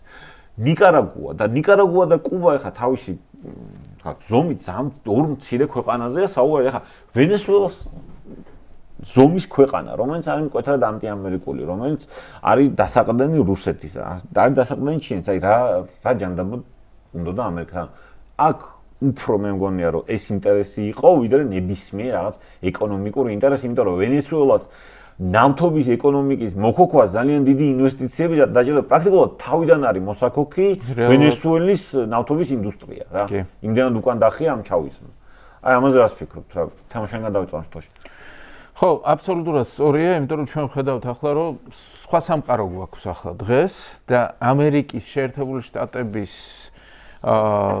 გადგომა პროცესებიდან, რომელიც მოხდა ფაქტობრივად ობამას პერიოდში, დასრულდა. ჯერთი მოდი თქვათ, პირდაპირ ლომი არ შეიძლება იყოს ვეგეტარიანელი და შესაბამისად, როდესაც შენ მოწინააღმდეგე გყავს, რომელიც არანაირ მეთოდს არ ერიდება, შენ გასაგებია რომ რაღაც მეთოდებზე მოგიწევს მაშინ წასვლა. იგივე რეიგანმა, როდესაც გრენადაში შეიყვანა ჯარები, შეიყვანა რატომ? იმის საჩვენებლად რომ მეც მაგ ბატონებო, მარტო თქვენ არ შეგიძლიათ შეიარაღება იმის გადატრიალებების მოწყობა, როდესაც გრენადაში გადატრიალებას აწყობთ, მე შესაბამისად კანონიერ ხელისუფლებას დავაბრუნებ. ფაქტობრივად დღეს ჩვენ რასაც ხედავთ არის რომ უთხრა ჩინეთს და რუსეთს თქვენი დრო დასრულდა იმ უპარპაშო მოქმედებების რომელიც ჰქონდათ. ახლა ჩინეთი რასაც აკეთებს ეკონომიკურად, როდესაც ცდილობს ექსპანსიას მთელ მსოფლიოში, მე სულ ვამბობ რომ ჩინეთმა დაუშვა ფალსტარტი, ცოტა ადრე მოუვიდა. არ იყო ის ამისთვის მზად. გაფრთხილებაა ჩინეთისთვის დღეს. ხედავ მე როგორ მოვაწყო სპეცოპერაცია ვენესუელაში. ძალიან შორს. შენ ტაივანში მსგავსი რამის გაკეთების საშუალება არ გექნება, იმიტომ რომ ჩემი ფლოტი გექნება დასამარცხებელი. ამით სის მთელი ის ბაქიბუქი რაც მიდის, რომ ტაივანს 2027-ში დავიბრუნებ, განეიტრალებულია. ნუ ამერიკელები ღიად დასცინიან პუტინს და რუსეთს უკრაინის გამო. აი სპეცოპერაცია როგორ უნდა ჩატარდეს იხილეთო. შესაბამისად ჩვენ გვაქვს ახლა სიტუაცია, როდესაც ამერიკამ აჩვენა, რომ ის არ დაბრუნდა და მას იმ მეთოდებით, როგორც აქამდე ებრძოდი, უკვე ვერ შეებრძოლები. შესაბამისად ახლა საერთაშორისო თვალსაზრისით ამერიკის შეერთებული შტატები მაქსიმალურად მოახდენს რეალურად სიტუაციის თავისკენ გაკონტროლებას და ის რასაც ევროკავშირსაც უშვება ამ შემთხვევაში ტრამპი, ეს ძალიან გამოსადეგია არც თუ შორეულ პერსპექტივაში. მაქსიმუმ 10 წელიწადში ევროკავშირი უნდა იქცეს ისეთ ძალად, რომელიც რეგიონს თავის თავზე აიღებს და,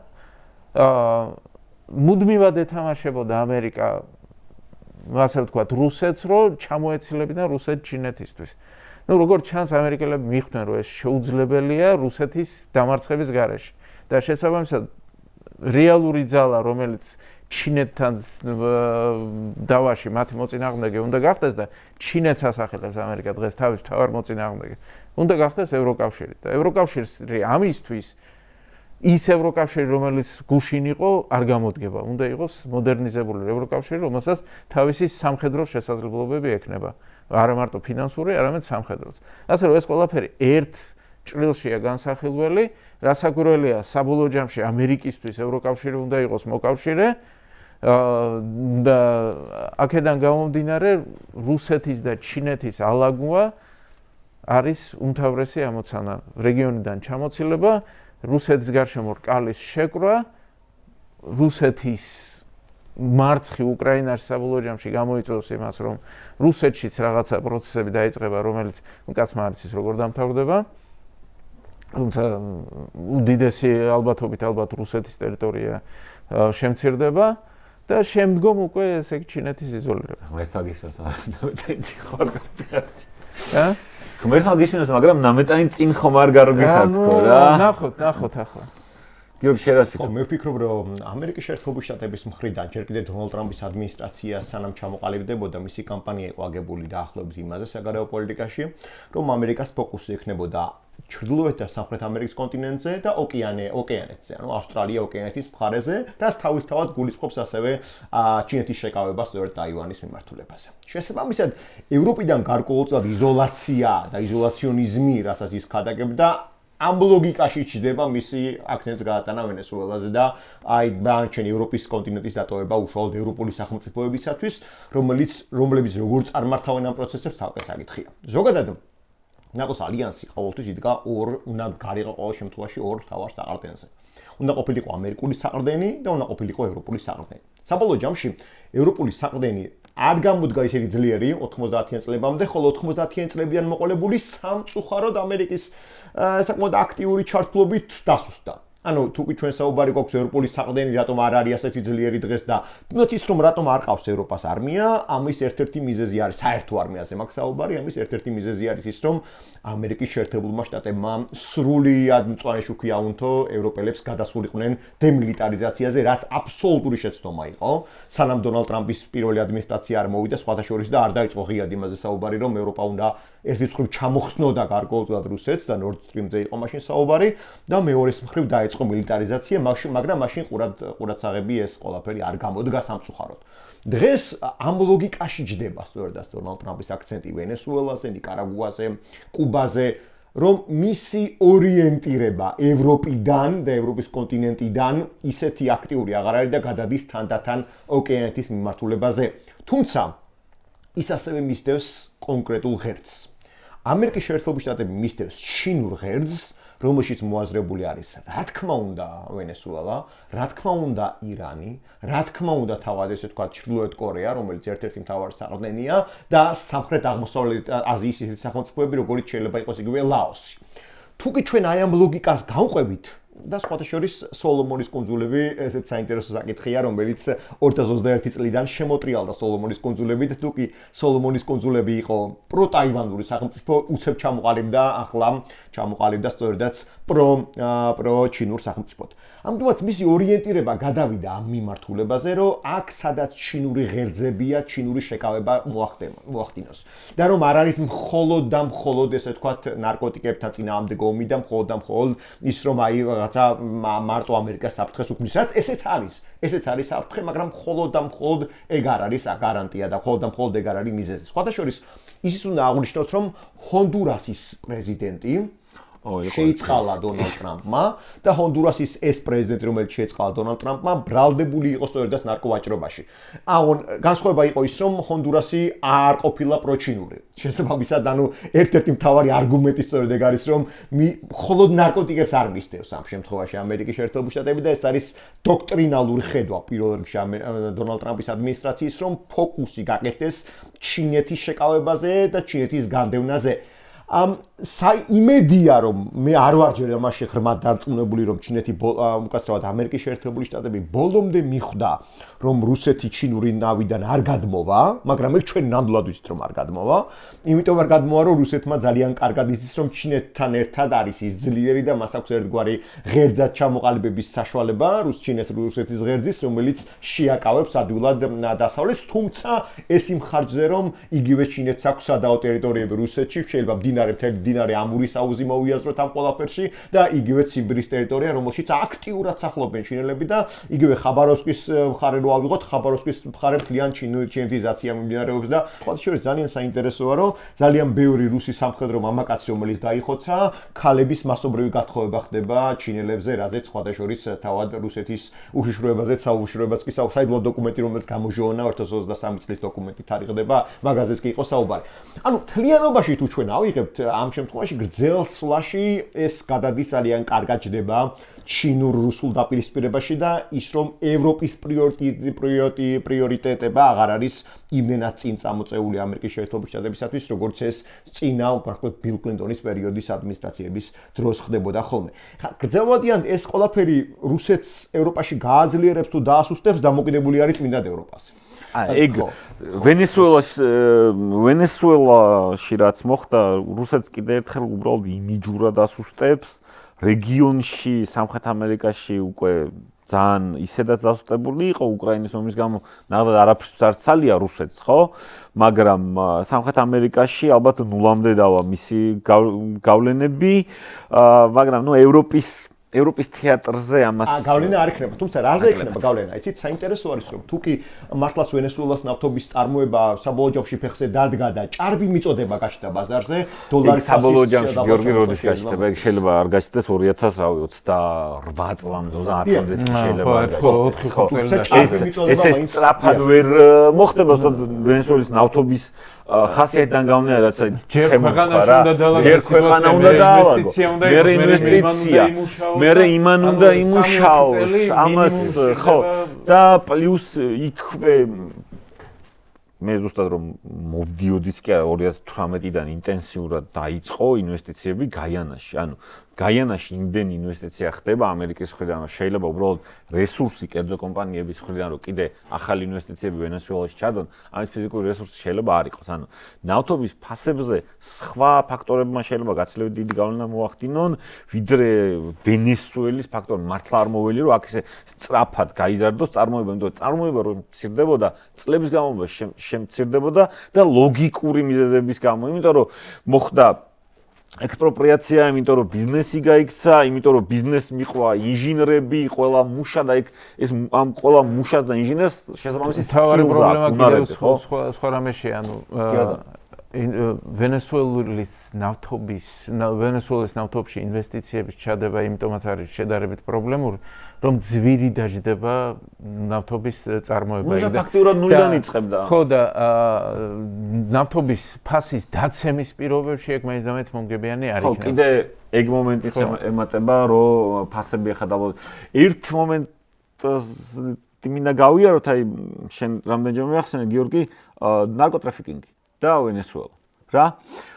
ანუ დიდ საიდუმლოებას მართლა არ წარმოადგენს, რომ ვენესუელა ნარკოტრაფიკინგის ამ დიდ ჯაჭვში, განსაკუთრებით კოკაინს, რაც შეეხება მნიშვნელოვან როლს ასრულებდა, თუ არ ვცდები, ამ წელს იყო, რომ ვენესუელას სამხედრო დაზვერვის ყოფილმა მეთაურმა კარვახალმა აღიარა, ანუ ამერიკის სასამართლოსთან საპროცესო შეთანხმებას მოაწერა ხელი და აღიარა, რომ მონაწილეობდა ამ მზეების კარტელში, უბრალოდ განმარტო კიდევ ერთხელ ვენესუელის სამხედროებს პაგონებზე მზეები ახატიათ და ამიტომ სამხედროების კარტელს მზეების კარტელადაც მოიხსენიებენ და ვენესუელის მთელი ეს სამხედრო, სადაზვერო და ასე შემდეგ სამთავრობო სტრუქტურები ჩაბმული არიან ნარკოტრაფიკინგში. რის შესახებაც აღიარა თავადვე სამხედრო დაზვერვის ყოფილმა ხელმძღვანელმა და ეს რაღაც დიდ საიდუმლოს არ წარმოადგენს. ძირითადი მარშრუტები არის კოლუმბიადან შედის და შემდეგ ვენესუელიდან ჰონდურასი, მექსიკა და კუბა აი ამ სამი ქვეყანიდან შედის ამერიკის შეერთებულ შტატებში. ხო, კარიბის ზღვის აუზი, ხო, ან ზღვით არის, ან ჰაერით ხდება მიწოდება, მაგრამ ვენესუელა ამ ყველაფერში მონაწილეობს, ღებულობდა საკმაოდ დიდ მოგებას და ეს ფულით ნავთობ დოლარებთან ერთად ხელს უწყობდა იმას, რომ მადურო ინარჩუნებდა ეს თქვა ხელისუფლებას. ხო, ეხლა ეს ფული ნაწილდება მე რა, ნაწილდება სამხედროებზე, ნაწილდება აი შენ რო სახსენე კოლექტივოზე, ეს თქვა ტიტუშკები რო დარბიან და ხალხს ცემენ ან კლავენ, ამაც ან ყველაზე ცოტა ნაწილდებოდა რა.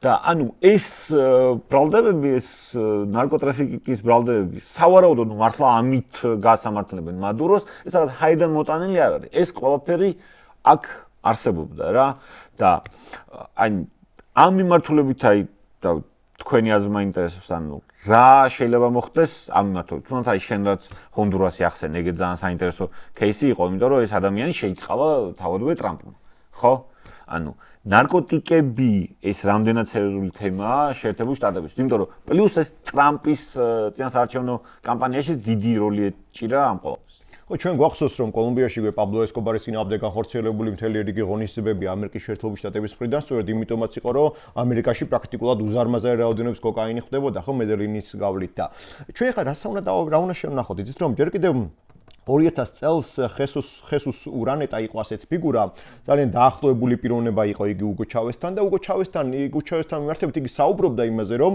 აგერ მთელი ელიტები იყვნენ ჩართული კორუფციაში და ასევე კორუფციაში წარმოადგენს ჩართვა სასაზღვრო ზონებში საიდანაც კოლუმბიიდან ხდებოდა გარკვეული ესე თქვა შემოტანა ასეთი არაკანონიერი პროდუქციის ურანეტა პირველი რაც მან განახორციელა მოხსნა და საერთოდ გაუშვა ასე თქვა პენსიაზე და ჩამოაშორა ძალაუფლებას ანუ ეს ინდიკატორი იყო ის რომ ჯერ კიდევ უგო ჩავესი თვალს ხუჭავდა როგორც მინიმუმ ამ ყველაფერზე და შემდგომ უკვე გვიანდელ წლებში მოხდა მათი აქტიური ჩართვა უკვე ამ პროცესებში თუკი თავიდან მხოლოდ გრთამზე გადასახადებზე იყო საუბარი და იმაზე რომ ეს გატარების პერიოდში ფული გადაეხადა კოლუმბიური ესე ვთქვათ ნარკო მოვაჭრეებს ახლა რეალურად ისინი გახდნენ ანუ ამ შემთხვევაში ვენესუელას ხელისუფლების ნაწილები გახდა ჩართული ამ პროცესებში და უშუალოდ მიმწოდებელი ამერიკის შეერთებული შტატებისათვის და სხვადასხვა საინტერესოა რომ ეს ვენესუელა ერთგვარად მოხსენებული იყო რაღაცა მართლაც სამხრეთ ამერიკის მაიამით იყო მოხსენებული და ისევე როგორც ზოგადად იონ ტერმინი ეს ვენესუელა ხო მართლაც პატარა ვენეციას გულისხმობდა რა ანუ ეს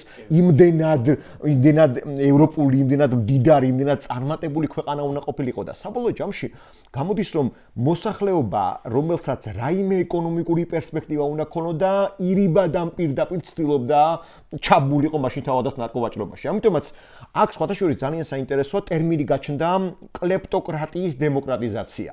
ნუ კლეპტოკრატია ქურდობას ნიშნავს, როდესაც ქურდები მართავენ სახელმწიფოს, ანუ ძარცველები ამ შემთხვევაში და კლეპტოკრატიის დემოკრატიზაცია მოხდა, იმიტომ რომ მოსახლეობის მნიშვნელოვანი ნაწილი ირიბად თუ პირდაპირ ჩართო ხელისუფლება იმაში რომ ზოგი გამტარებელი იყო, ზოგი ფულის ამღები იყო, ზოგი თავადაც გადამტანი იყო, ხო ამ ყველაფრის ზოგი უშუალოდ ზღვიდან გადაქონდა და აი იყო საუბარი რომ ხომ არ ბომბავდნენ ამერიკელები მართლაც მეთევზეთა ხომალდებს რა კარიბის ზღვაში მთელი ეს 2025 წლის შემოდგომის პერიოდში მაგრამ აღმოჩნდა რომ ეს მეთევზეები ჩამულები იყვნენ ამაში ანუ გადატანის პროცესში მთელი ქსელი შექმნა სწორედ ამიტომაც ეძახდნენ კლეპტოკრატიის დემოკრატიზაციას და ეს ტიპურად წარმოადგენდა გლობალურ უსაფრთხოების წინაშეც არ დამდგარ საფრთხეს. ამიტომაც აი ჩვენ შესავალში საერთაშორისო სამართალი ვახსენეთ და საერთაშორისო სამართლის ლოგიკით, როდესაც უკვე გლობალურ უსაფრთხოებაზე მიდგება საქმე, ყველაფერთან ერთად აქ სულად იცვლება გარემო და იცვლება სურათი და აღარ არის ძალმხრივად რაღაცეების შეფასება. თან მით უმეტეს რომ ადამიანზე გვაქვს საუბარი, რომელიც ამ ნარკოტერორიზმში ჩართვა მართლაც დადასტურებული ამბავია. რა თქმა უნდა ამერიკის შეერთებული შტატები შეეცდება რომ ნარკოკარტელები შეზღუდოს კიდევ უფრო მეტად და კიდევ უფრო მეტად შეამციროს და სხვადასხვა თავად ტრამპის მხრიდან გაცხადება უშუალოდ კოლუმბიასთან და კოლუმბიის მემარცხენე ხელისუფლებასთან მიმართებით ესეც თვალშისაცემია რომელიც ღიად მიანიშნებს იმაზე რომ ისინი თვალს არ დახუჭავენ თუკი მემარცხენე ხელისუფლება კვლავ გარკვეულწილად ხელს შეუწყობს ან ხელს არ შეუშლის ყოველ შემთხვევაში ნარკოვაჭრობას უშუალოდ ამერიკის შეერთებული შტატებთან მიმართებით თუმცა როგორც ერთხელ აღნიშნე და განმარტავ მაინც ვიტყვი იმას რომ ამერიკის შეერთებული შტატებისათვის დოქტრინალური ხედვა, ეს მონდროს დოქტრინალური ხედვა, რომელიც დონალდ ტრამპმა რაღაც მოირგო საკუთარ თავზე და დონდროს დოქტრინა დაარქვა მას, იმიტომ რომ დონალდ ტრამპის საკუთარი თავის ლოგიკა უნდა ჩათოს ამ ყველაფერში. სწორედ ეს გულისხმობს სამხრეთ და ცენტრალური და ჩრდილოეთ ამერიკაზე იმგვარ კონტროლს, რომ გარე ძალებმა ვერ მოახდინონ მასში შემოსვლა, ან შიდა ძალებმა ამ შემთხვევაში ნარკომოვაჭრეებზე მაქვს საუბარი, არ შეძლონ მთლიან რეგიონში დესტაბილიზაცია. ხოლო ჰონდურასთან მიმართებით ფაქტი არის, რომ ჰონდურასი ეს სიგნალი დონალდ ტრამპის მხრიდან იყო ის, რომ მას სურს ჰონდურასი დარჩეს პროამერიკულ ძალად ჰონდურასმა არც იფიქროს რაღაცა პოზიციების ცვლილება და ის რომ ჰონდურასისადმი დონალდ ტრამპს აქვს გარკვეული პერსონალური დათქმა, იმიტომ რომ მთელი ეს ხელისუფლებები, რომლებიც წინა პერიოდში მოქმედებდნენ და საბოლოო ჯამში სამწუხარო დარკვევაჭრობაში ისინიც ჩართულები იყვნენ, მაინც პრო-ტრამპისეულად რჩებოდნენ ხოლმე განსაკუთრებით წინა ადმინისტრაციის განმავლობაში. ხო, ნარკოტრაფიკთან ბრძოლა ეგ ძალიან რთული საკითხია და ძალიან რთული თემაა. სხვა შორის ამასაც ჩინეთის წინააღმდეგ იყენებს გარკვეულწილად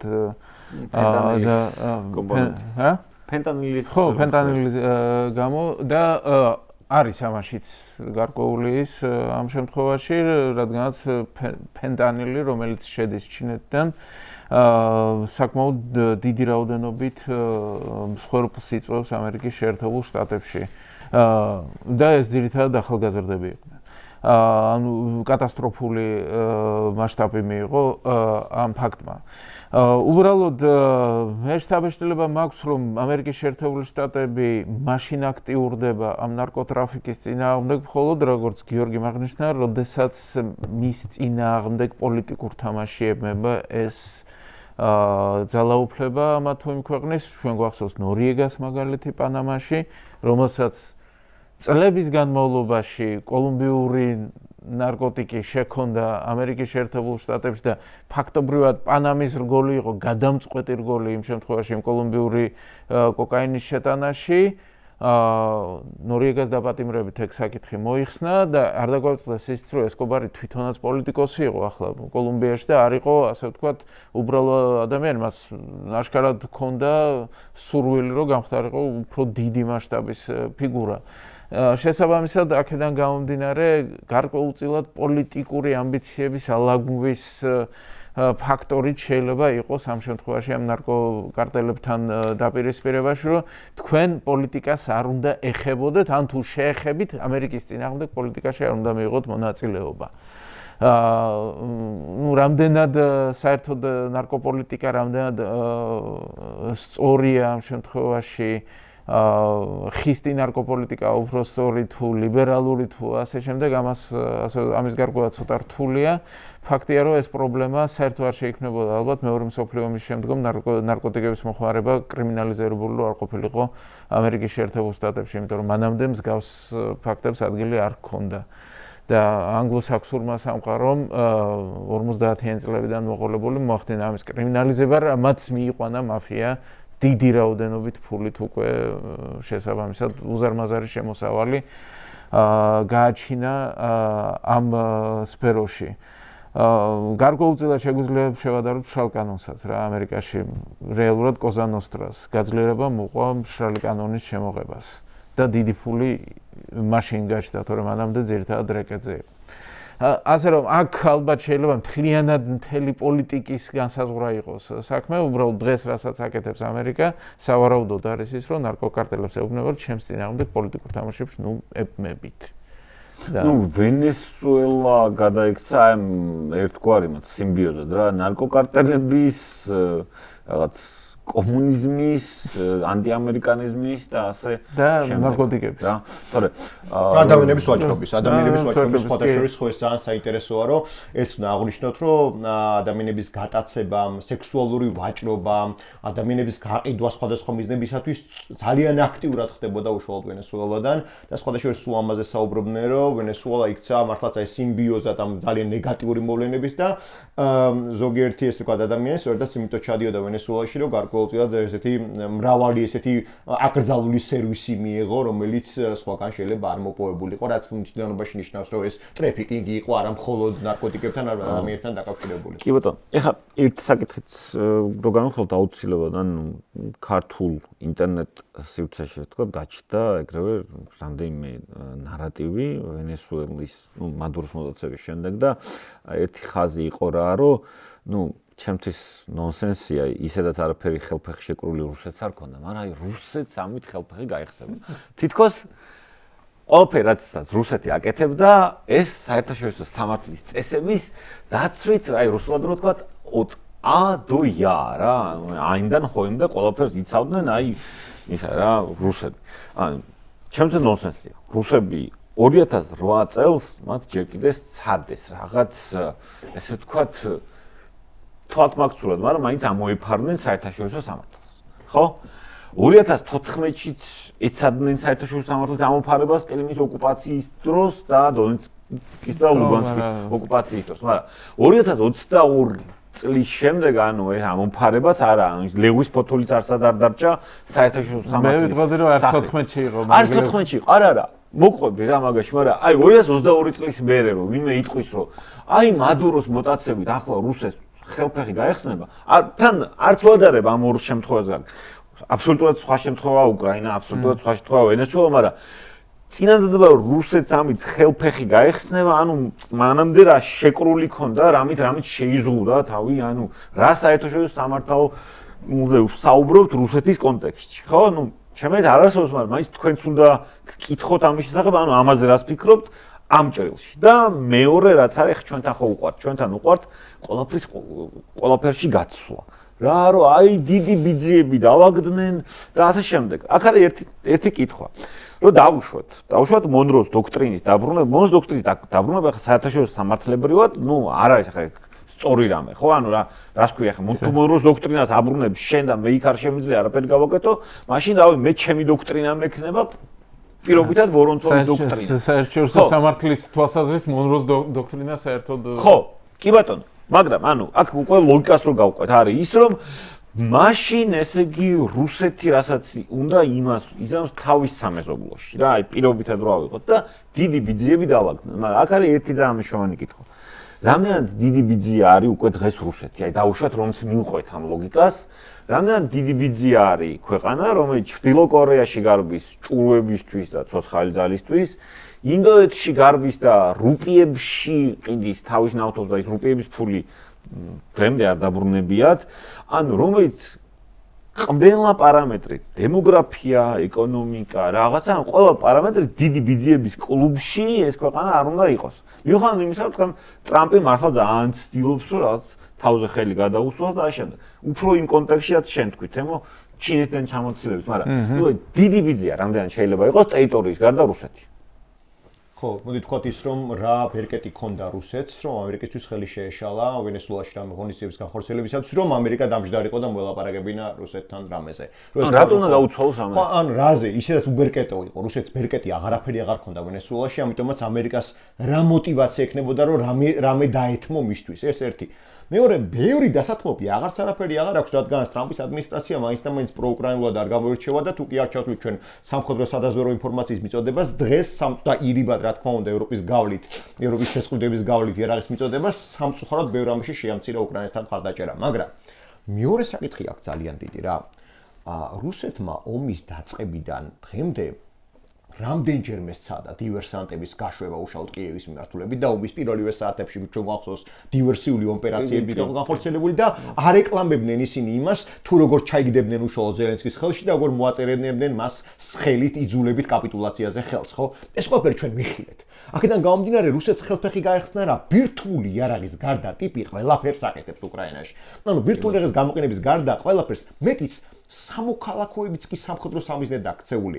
ხოლო უშუალოდ თუ ჩვენ იმას არ ვიტყვით რომ რატომ არ ბომბავს რუსეთი მაგალითად იგივე ცენტრალური საპრეზიდენტო შენობა სამთავრობო შენობებს ეს იმ მარტივი მიზეზის გამო რომ მე უკრაინელებმა არ დაბომბონ ასევე მისი სამთავრობო შენობები ხო ეს რამდენიმე შემთხვევა იყო მინიმალური იმიტომ რომ ამაზე არსებობს ერთგვარი ამ შემთხვევაში დაუწერელი შეთანხმება რომ არც ერთ მხარეს არ უნდა აი ეს კონკრეტული ზღვარი გადადოს იმიტომ რომ მეორე მხარე იგივეს განახორციელებს ხო ხოლო ამას ვინც პირველი იზამს და თუ პუტინი იზამს ავტომატურად უკრაინას შეუძლია მას გავსი ღონისძიებების განხორციელება ეს ერთი და მეორე ძალიან მნიშვნელოვანი დეტალია რა რაც შეეხება მონროს დოქტრინას ვიზიარებ იმ შეხედულებას რომ მონროს დოქტრინა არავითარ საერთაშორისო სამართლებრივ ლოგიკაში არ ჯდება მაგრამ მონროს დოქტრინას აქვს ერთი ძალიან საინტერესო რაღაცა რომ ეს თანამედროვე რეალობაში, რომ ეს ყველაფერი მოაზრებული არის მართლაც ნარკოტერორისტულ სახელმწიფოებზე, რომლებიც ღიად უჭერენ მხარს საგარეო ძალების შემოსვლას, რათა იომონ მათ ამერიკის წინააღმდეგ. ვერავით არის რუსული პუტინის დოქტრინაში ვერ ჩაჯდება ვერც უკრაინა და ვერც საქართველო, როგორმე ან ტერორისტულ, ან ნარკოტერორისტულ, ან აგრესიულ, ან რუსეთის წინააღმდეგ მეომარ სახელმწიფოდ პირიქით საქართველოსა და უკრაინას რუსეთისგან ჩამოშორებას რომ ცდილობდა დემოკრატიზაციისათვის, განვითარებისათვის და პროგრესისათვის ცდილობდა, რათა შემდგომ შესულიყო ის უკეთეს ალიანსში, ამ შემთხვევაში საუბარი მაქვს ევროკავშირში და ერთგვარად ყოფილიყო გავრცელების, ანუ ამ პროგრესის გავრცელების არეალი. სწორედ ამის დაბლოკვა უნდოდა. ვენესუელა არასდროს არ ყოფილა პროგრესის და განვითარების გავრცელების არეალი სამხრეთ ამერიკაში. პირიქით იყო ყველაზე უარესი რაღაცების გამავრცელებელი და შესაბამისად, რა თქმა უნდა, გავიმეორებ, მონროს დოქტრინა არ წარმოადგენს სამართლებრივ დოკუმენტს, მაგრამ მისი მცდელობა, ანუ ამერიკის მცდელობა ვენესუელაში განახორციელოს ქმედებები არის ერთგვარად მოტივირებული იმიტომ კი არა, რომ განვითარება შეუმციროს ამ სახელმწიფოებს და ამ ხალხს. პირიქით გარკვეულწილად ის რომ საკუთარი, ესე ვთქვათ, ამ კომუნიზმის ვირუსის გავრცელების და კომუნიზმის არა მარტო ნარკოტერორისტული და კომუნისტური ვირუსის გავრცელება შეამციროს საკუთარ ახლოს ამეზობლოში, რაც ხო ხდებით რუსეთის მოტივაცია დემოკრატიზაციისა და პროგრესის გაჩერება და ის პირველი საქართველოში რომ შემოიჭრა, რაც გააკეთა ქურთაში კინოთეატრი დააბომბა, იმიტომ რომ ხალხს რატო უნდა ქონდეს კინოთეატრიო, ხო და პირიქით ხდება ამ შემთხვევაში ავტომატურად და აბსოლუტურად სამხრეთ ამერიკის მიმართულებით. ამიტომაც ამ პარალელების გავლენა ცოტა ღიმილის მონგრელია და ავლებენ ახლა პარალელებს, მე კი არ ვავლებენ. და ის ბოლოს რაც შეიძლება თქვა და ამით რა თქმა უნდა მე დავასრულებ. ის საკითხი რომ თითქოს რუსეთი ისევ ძალიან ძლიერი მოთამაშეა. რუსეთი ცდილობს რომ ძალიან ძლიერი მოთამაშე დარჩეს, მას ბევრი ბირთვული იარაღი აქვს, მაგრამ ერთი მთავარი ფაქტი რაც უნდა აღვნიშნოთ, რაც ხშირად მინდა გავიმეოროთ, რუსეთს ომზე, კონვენციურ ომზე მივკეთ გამოდის ჰიბრიდული არაკონვენციური ომი და სწორედ ამით არის რუსეთის საშიში და სწორედ ამით შეიძლება მოვიაზროთ რუსეთის საშიშროება, მაგრამ ეს მას დიდ ბიძიებში იმედად კი არ ახდენს, რამდენად კი არ ტოვებს, რაც რა თქმა უნდა ის ჯერ კიდევ მგონია რომ არის ძლიერი მოთამაშე, რა თქმა უნდა ამაზე უდაოდ არის, მაგრამ მისი მთავარი საშიშროება არის სწორედ არაკონვენციური, ანუ არასამხედრო ღონისძიებების განხორციელება, რაც ძველ საბჭოთა ტერმინში არსებობს აქტიური ღონისძიებები, აქტივნი მეროპრიაცია, რაც გულისხმობდა მთლიანად აქცენტის გადატანა არასამხედრო. მან რა არის გიორგი, იცი? ანუ ის კი არ არის რომ რუსეთი ბუნებრივია რჩება საფრთხედ. კიდე შეიძლება დიდი ხანი დარჩეს საფრთხედ, შეიძლება სულაც არ დაიშალოს, შეიძლება დაიშალოს. მაგრამ რატომ უნდა ევაჭროს ამერიკა ვენესუელაზე რუსეთს? აქ თავარი ისაა, რომ ამერიკასთვის რამდენად სავაჭრო ისაა. ანუ რა წარმატებები აქვს რუსეთს ისეთი, რომ ივაჭროს. ანუ პოკროვსკი აიღეს, ვერ აიღეს. ხო, რაღაც როდინსკოე აიღეს და ამის გამო უნდა ევაჭროს რაზე. ეგაა თორე დანარჩენი, რა თქმა უნდა, დიდი ძალაა მაინც. ნუ მოკლედ სხვა შორის აი გიორგიმ რაც ახსენა ბოლოს აი ჰიბრიდული ომი და ესეთ სხვა მეთოდებით რუსეთს მიერ ომის წარმოება ზუსტად მაგაში ჩდება აი ამ განხილვების საკითხი, რადგანაც აი ეს შეიქმნა აი ეს მასაში ეს აზრი რომ აი რუსეთს შენ რა მოუგებ. ჯერ ერთი თავი დავანებოთ იმას, რომ რამდენ ქვეყანას აქვს რუსეთისთვის მოგებული, დაწყებული, თქვათ, გერმანიიდან დამთავრებული პატარა ესტონეთით, მაგრამ ნუ ეს სხვა საქმეა. საუბარია იმაზე, რომ არავინ არავის არაფერში არ უცვლის. კი, არ იყო გამორიცხული, რომ გარკვეულწილად ტრამპი ცდილობდა უკრაინაში ზავის სწრაფად მიღწევას იმისათვის, რომ რუსეთისთვის ესე იგი რუსეთისგან საპასუხოდ, ესე იგი მე შენ რაღაც პოზიციებს დავიჭერ აქ უკრაინასთან მიმართებაში და ვენესუელაში ხელი არ შემიშალოს, შეიძლება სადღაც ასე ვთქვათ იყო ასეთი აზრი, მაგრამ ფაქტი ის არის, რომ ჩვენ ხედავთ, რომ არაფერი მსგავსი ახლა არ ხდება. და მართლაც არანაირიაც პირიქით, აი ვთქვათ, წარმოიდგინეთ, ზავი რო გაფორმებულიყო, რუსეთს მეტი შესაძლებლობა არ ექნებოდა ვენესუელას დახმარებოდა, თუნდაც იგივე შეიარაღებით. ხო გაცილებით მეტი საშუალება ექნებოდა. ახლა პირიქით რუსეთი ჩაბმულია ომში და არავის, ასე ვთქვათ, არ დასჭირვები არაფრის დათმობა ვენესუელაში მადუროს მოცილებისთვის. ახლა დარჩენი უკვე იქ ტექნიკის საქმეა და თუ ამერიკელები სწორად მოიქცევიან, ძალიან სწრაფად შეიძლება მოგვარება საკითხის რამდენიმე თვეში, რაც ისტორიისთვის სწრაფი დროა. ახლა რაც შეეხება ჩვენ საკითხს ახლა საქართველოს. დააკვირდით, რა საკეთებს კავკასიაში ამერიკა. სულ არ ჯდება ეს არანაირ მონროს დოქტრინაში რაღაცა ტრამპის გზა. არ ჯდება არანაირად. სომხეთის და აზერბაიჯანის შერიგება, იქ სატრანსპორტო დერეფნის გაკეთება, ზანგეზურის სიუნიკის დერეფანი, ორნაირად შეგვიძლია უწოდოთ, ხო? და მაგრამ თავარი ის არის, რომ ამ გზას ფუნქციონირების რეალური საშუალება საქართველოს გარეშე ძალიან ასე ვთქვათ გაუჭირდება, რადგანაც არ გააჩნია ის პოტენციალი, რამდენიმე წელი სჭირდება, რომ იმ სიმძლავრეებზე გავიდეს, რაც ჯერ დაგეგმილია და ის დაგეგმილიც არ ყოფნის მთელ იმ იდეას, რომელიც ამ დერეფნის უკან დგას. საჭიროა საქართველოს ამ შემთხვევაში, იმიტომ რომ შავი ზღვით გაცილებით სწრაფად წავა ევროპაში ეს ტვირთი. ნიშნავენ დაუსტობა. საქართველოს ყველაზე მეტად საჭიროა ევროპის მიმართულებით. ეგა. და ევროპასთან მუშალეს ამათ ყველაფერი. ხო, ევროპის მიმართულებით. ზუსტად ამაშია. რუმინეთ, ბულგარეთს გჭირდება. ზუსტად ეს ამაშია, ამათი პრორუსულობა ამ შემთხვევაში ევროპას გვაცილებენ და შესაბამისად ზუსტად ეს არის მთავარი პრობლემა. რომ ევროპას დაგვაცილეს. ახლა ევროპის მიმართულების გარდა პრინციპში ის შუა დერეფანი არც დიდ არაფერს არ წარმოადგენს. ახლა თურქეთზე თუ გაჩერდება რა? არავის არაფერში არ სჭირდება, ხო? ეს მარტო თურქეთის გულისთვის არ არის გასაგებია, რომ ევროპის გულისთვისაა ამ შემთხვევაში. შესაბამისად მთელი ეს სურვილები რაც გააჩნია ახლა ამერიკის შეერთებულ შტატებს, საქართველოს ჩაბმა იქ აქტიურად განიხილება. ეს რუსეთის იზოლირების გეგმაშიც ხო შედის. ანუ თუ შევხედავთ სურათს ფართოდ ამ შემთხვევაში და ზემოდან დავხედავთ, ხედავთ რომ იკეტება ის ნაწილი, იზოლაციისკენ მიდის სრულად. და აქედან გამომდინარე ნათელია ეს არის ახლა ამ შემთხვევაში ბრძოლა ზუსტად რომ გარკვეულწილად აი ამ ავტორიტარული, ტოტალიტარული სახელმწიფოების შემოფარგულა ხდება ამ შემთხვევაში. ამის იქით არ გამოუშვა. ხო და იქ შიგნით მე რა მოხდება უკვე სხვა საქმე. ასე რომ აქ ამ სიტუაციაში შემიძლია ვთქვა რომ არავის არაფერს არ გაუცვლის.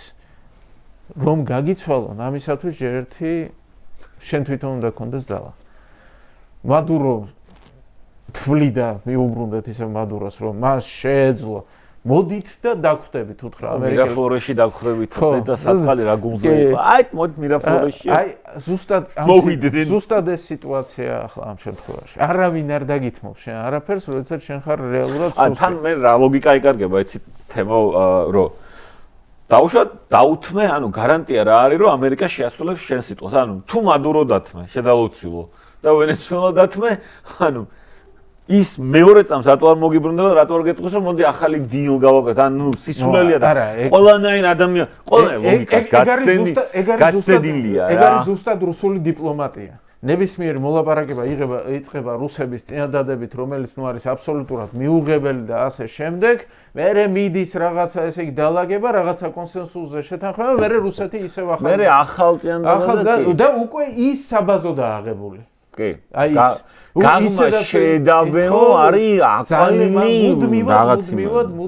მუდმივად. ეს არის რუსული დიპლომატია, ეს არის საუკუნეების მანძილზე აპრობირებული მეთოდი, რომელსაც რუსეთი იყენებს. ეხლა ვიღაცებს შეიძლება შეხსემაჭედათ, მაგრამ რავი ორივე ვართ სოხუმელები და ამათ ხელშეკრულებებით და ამათ საზავო შეთანხმებებით დაგვიტრიალდა თავზე ის უბედურება, რაც დაგვიტრიალდა. ხო და სოჭი შეთანხმება. ვინ თუ არა ჩვენ ვიცით ამათ შესახებ, მაგრამ ისევ და ისევ შეთანხმება უარესი და უარესი. ისევ და ისევ ჩვენ საზოგადოებაში არის უცებ წამოყოფს ხოლმე თავს რუსული პროპაგანდა, რომელიც აქაური პატარა თავიანთი რაღაც ქართული პროპაგანდისტების მიერ მე ხდება ამ ყველაფრის, ვთქვათ, გავრცელება რა. ამიტომ მინდოდა ამ საკითხზე ყურადღების დათმობა, თორე ისე მე რომ მკითხო, არც ღირს შეიძლება კომენტირება. და ანუ ვენესუელაზე, რავი, ვენესუელაში რაც მოხდა შეიძლება მეტნაკლებად მაინც ამოვწვეთ და გადაცემის ბოლოსკენ მინდა უბრალოდ ირანზეც ვთქვათ ერთი-ორი სიტყვა რა, იმიტომ რომ გავრცელდა მაგალითად ინფორმაცია, რომ აიათოლას ჰქონდა შეხვედრა ვიწრო წრესთან, ასევე ფეზეშკიანს ჰქონდა პრეზიდენტს რა ეკონომიკურ გუნდთან და ნუ მოკლედ ირანში მიმდინარე მოვლენები მაინც და მაინც შეიძლება ჩააცხრონ, შეიძლება ისევ და ისევ მიაღწიონ თავიანთ თვითსასრულო შედეგს აიათოლების რეჟიმმა, მაგრამ რესურსები გაცილებით ნაკლები აქვს. გაცილებით ნაკლები აქვს ეკონომიკური რესურსებიც, სამხედრო რესურსებიც და ასე შემდეგაც რა.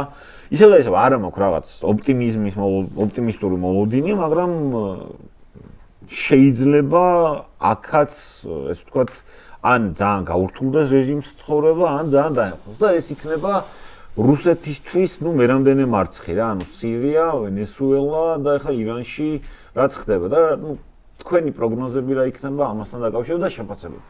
ხო, და დავიწყოთ იმით, რომ ირანის აიათოლების რეჟიმი დგას, რა თქმა უნდა, ირანის რევოლუციურ გვარდიაზე და მის ქვეშ არსებულ ბასიჯის დანაყოფებზე. ძალიან საინტერესოა, რომ ბასიჯი არა მხოლოდ მართლა რელიგიური ფანატიკოსებისგან შედგება, არამედ ოპორტუნისტი ადამიანებისგან შედგება, რომლებიც ცდილობენ ბასიჯში მუხალისეთა დანაყოფებში და ხალხის აბდექთუნდაც გამოსვლის შედეგად შემდგომ დაწინაურებას კარიერული თვალსაზრისით. მაგრამ ახლა დემონსტრაციები არის ეკონომიკური მიზეზებით, ერთ-ერთი პირველი ეკონომიკური მიზეზები იყო, რომელსაც თან დაერთო წყლის პრობლემა. წყლის დეფიციტი მთელს ირანს აწუხებს და ძალიან სერიოზული არის. განსაკუთრებით თეირა. დიახ. და საბოლოო ჯამში ამის შემდგომი საფეხური არის უკვე პოლიტიკური თავისუფლება. პოლიტიკური თავისუფლება, რომელსაც ვერ უზრუნველყოფენ. არასდროს ეს შეიძლება შემკვრელი არ გავხდარიყო ეს ყველაფერი, მაგრამ შემკვრელი გახდა 2025 წლის ივნისში მარცხი ირანის ისრაელთან ომში, რომელიც გარკვეულწილად დამატებითი დამუხტველი და მოტივატორი გახდა ხალხისათვის, რომ გამოსულიყო ქუჩებში. სხვათა შორის, ირანში გარკვეულწილად ეს პერიოდულობით ხდება ეს აფეთქებები, ყოველ 3-4 წელიწადში უკვე ბოლო, ასე ვთქვათ, 15 წელიწადია ვხედავთ გამოსვლებს 2009 წლიდან მოყოლებული ძალიან სერიოზულს და სხვათა შორის მნიშვნელოვანი არის, რომ ყოველი შემდგომი გამოსვლის პერიოდში ჩახშობა კიდევ და კიდევ უფრო მეტად უჭირს ირანს აღნიშნული დემონსტრაციების. ახლა ჩვენ ხედავთ, რომ 60-ზე მეტ ქალაქში არის აღნიშნული, ასე ვთქვათ, ქუჩებში გამოსვლა და პროტესტი. ხალხს ისევ ტყუებს ესვრიან, ხალხის დახოცვა და მოკვდინება ისევ დაიწყო, მაგრამ მნიშვნელოვანი არის ერთი საინტერესო საკითხიც, რომ დიასპორას ახლა განსაკუთრებით აი ამ ინტერნეტიზაციისა და აქტიური კომუნიკაციების შესაძლებლობების პერიოდში კიდევ უფრო მეტი აქტიური და ჩართულობა შეუძლია ირანულ მოსახლეობასთან და ამასთან თავად აიათოლა ხამენეიც მართლაც ასაკშია შესული და ბერდება, რაც სიტუაციას საბოლოო ჯამში მის წინააღმდეგ ართულებს. ერთი საინტერესო დეტალია სხვა შორის, ხო, ხედავთ რომ ამერიკული სპეცდანაყოფის რაზმები ბოლო 48 საათი აქტიურად იყრიან თავს ევროპის კონტინენტზე, ჯერ ბრიტანეთში ხდება მათი გადასროლა და შემდგომ კონტინენტურ ევროპაში. შეიძლება ეს საერთოდ არავითარ კავშირში არ იყოს ირანთან. შეიძლება არც არაფერი მოხდეს ირანთან, მაგრამ ეს გარკვეულწილად ფსიქოლოგიური ზეწოლა შეიძლება იყოს მართლაც აიათოლას რეჟიმისადმი, რომელსაც მუქარი სიგნალი უკვე გაუგზავნა ამერიკის ხელისუფლებამ და ღიად უთხრა, რომ თუ კი ისინი ხელისუფლება დახრეტდა მოსახლეობას, შეიძლება მას ემოქმედა ამის შესაჩერებლად. ეს არ ვიცით ასე მოხდება თუ არა. შეიძლება პირიქით სრულიად უწყინა არ დასრულდეს ყველაფერი ირანის ხელისუფლებისათვის, მაგრამ წნეხი ფაქტია, რომ არსებობს. სხვათა შორის, საინტერესო არის ისიც, რომ როდესაც გარკვეული ლიდერები გემოს გაუგებენ ხოლმე უეცართავბრ დამხრობ წარმატებას, რაც დონალდ ტრამპმა ახლა მიიღო. ყოველ შემთხვევაში ამ მოცემულობაში მიღებული აქვს. მერე რა მოხდება ვენესუელაში არ ვიცით, მაგრამ ახლა ესეთი თავბრუდახვევი წარმატება აქვს მას, რომ შეიძლება რაღაცა დამატებითი წარმატებების მიღწევის мотиваციას გაუჩნდეს იგივე ირანთან და ასევე ვიცით, რომ მისი მხრიდან სიგნალები გაგზავნილია ნიგერიასთანაც მიმართებით, სადაც ქრისტიანების წინააღმდეგ გარკვეული ღონისძიებები და მოქმედებები მიმდინარეობს. ამიტომაც ვნახოთ, რთული საქმეა ჯერჯერობით, ჩვენ ვნახეთ, რომ ყველა წინა დემონსტრაცია სიცხში ჩაახშო მართლაც აიათოლას რეჟიმმა, მაგრამ ეს თუნდაც შაჰის მხარდამჭერი დემონსტრაციებიც კი არსად ხდება, მიუხედავად იმისა, რომ არ არის ყველა დემონსტრაცია შაჰის მხარდამჭერი, მაგრამ შაჰის მხარდამჭერი დემონსტრაციებიც ადგილზეა და სხვათა შორის ის დასახელება პრინციპში. ხო, აბსოლუტურად კი.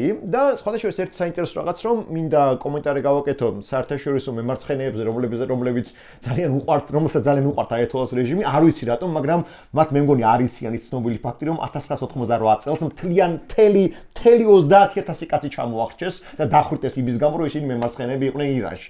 ანუ ირანში მემარცხენეთა მთელი კლასი გაანადგურეს 98 წელს და ეს გარკვეულწილად ეს ურთიერთობა, პარადოქსული ურთიერთობა, ეს იგივეა მართლაც ქათმები ემხრობოდნენ KFC-ს. აი მაგაზე ერთი რაღაცა უნდა გითხრა, ჩემი პოლიტიკური იდეოლოგიით მაინც უფრო მე მემარჯვენე ცენტრისტი ვარ, მაგრამ აი ამ უკიდურეს მემარცხენების ძალიან გულუბრყვილობას თუ არ ვიცი აუწოდოს სისულელეს, ჩემს ქათმები და KFC-ზე უკვე გამოხატავს ეს პლაკატი იყო Queers for Palestine რა და ანუ ჰამასია ბიჭო პალესტინაში რა Queers for Palestine ჩადი და აი დაახლოებით 5 წუთში რა მოგივა? ნუ რავი აი საინტერესო აღარა ვიცი რა მოგივა, მაგრამ აი Queers for Palestine არის ჩემთვის ამ მხრივ რა. რა ხო.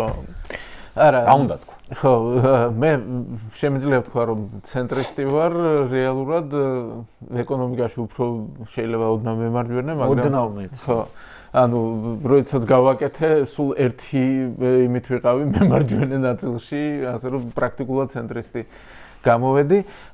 შემიძლია გითხრათ, რომ მემარცხენეების მხრიდან ისტორიის უცოდინრობა და შერჩევითად გამოყენება არის მართლაც მუდმივი პრობლემა, იმიტომ რომ ეს ხალხი კასტროს რეჟიმსაც ამართლებს და ალბათ ჩრდილოეთ კორეასაც გაამართლებდა რამე ის რო იყოს საფუძველი რომ ისცეს ჩრდილოეთ კორეის რეჟიმმა, მაგრამ მაგრამ მიუბრუნდეთ ახლა ირანს, მიუბრუნდეთ ირანს, შემიძლია გითხრათ რომ მე მგონი ასეთი მასშტაბის გამოსვლები რეალურად არც ყოფილა, რადგანაც დაფიქსირდა რამდენიმე შემთხვევა, როდესაც შენობები, სამთავრობო შენობები უკვე დაიკავეს, ან დაწვეს, ან განადგურეს, ახლა იქ ცეცხლის გაჩენა მანამდე შეიძლება ყოფილიყო, მაგრამ აქ უკვე მასშტაბი არის ძალიან დიდი წინა შემთხვევებთან შედარებით და არ წყდება. რაც გასაგებიცაა, განპირობებულია როგორც ეკონომიკური მიზეზებით, ასევე, თქვა, დამარცხებული ხელისუფლება ყოველთვის ბევრად უფრო სუსტია. და ახლა დააკვირდით, ეკონომიკური პრობლემები რამ გამოიწვია ირანში, რატო უნდა იყოს ეკონომიკური პრობლემები, როდესაც ასეთი მდიდარი ქვეყანა. გამოიწვია მთლიანად ირანის პოლიტიკამ, ხომ ასე? რამდენი მილიარდი, აქაც ტრილიონობით დოლარზეა საუბარი, იქნა დახარჯული ბირთვულ პროგრამაზე. ან ჩათხრილში ჰამასსა და ჰეზბოლას. ხო. ან გადაყრილი 10 მილიარდი დოლარი პროექტებში, რომლებიც ისრაელმა რამდენიმე კვირაში გაანადგურა. ანუ ვხედავთ, ხო? რეალურად ეს იყო ფული, რომელიც ირანის მოსახლეობის ნაცვლად მოხმარდა ირანის პოლიტიკური ხელისუფლების რაღაც გასაოცარ იდეებს, რომელთა აღსრულებას არავინ არ დაუშვებდა. და შედეგად ვიღებთ ახლა სიტუაციას, რომ თუ ოდნავ, ასე ვთქვათ, ხვდები ამ მიზეზ შედეგობრივ კავშირს, ხვდები რომ ხელისუფლების ბრალია ეს ყველაფერი.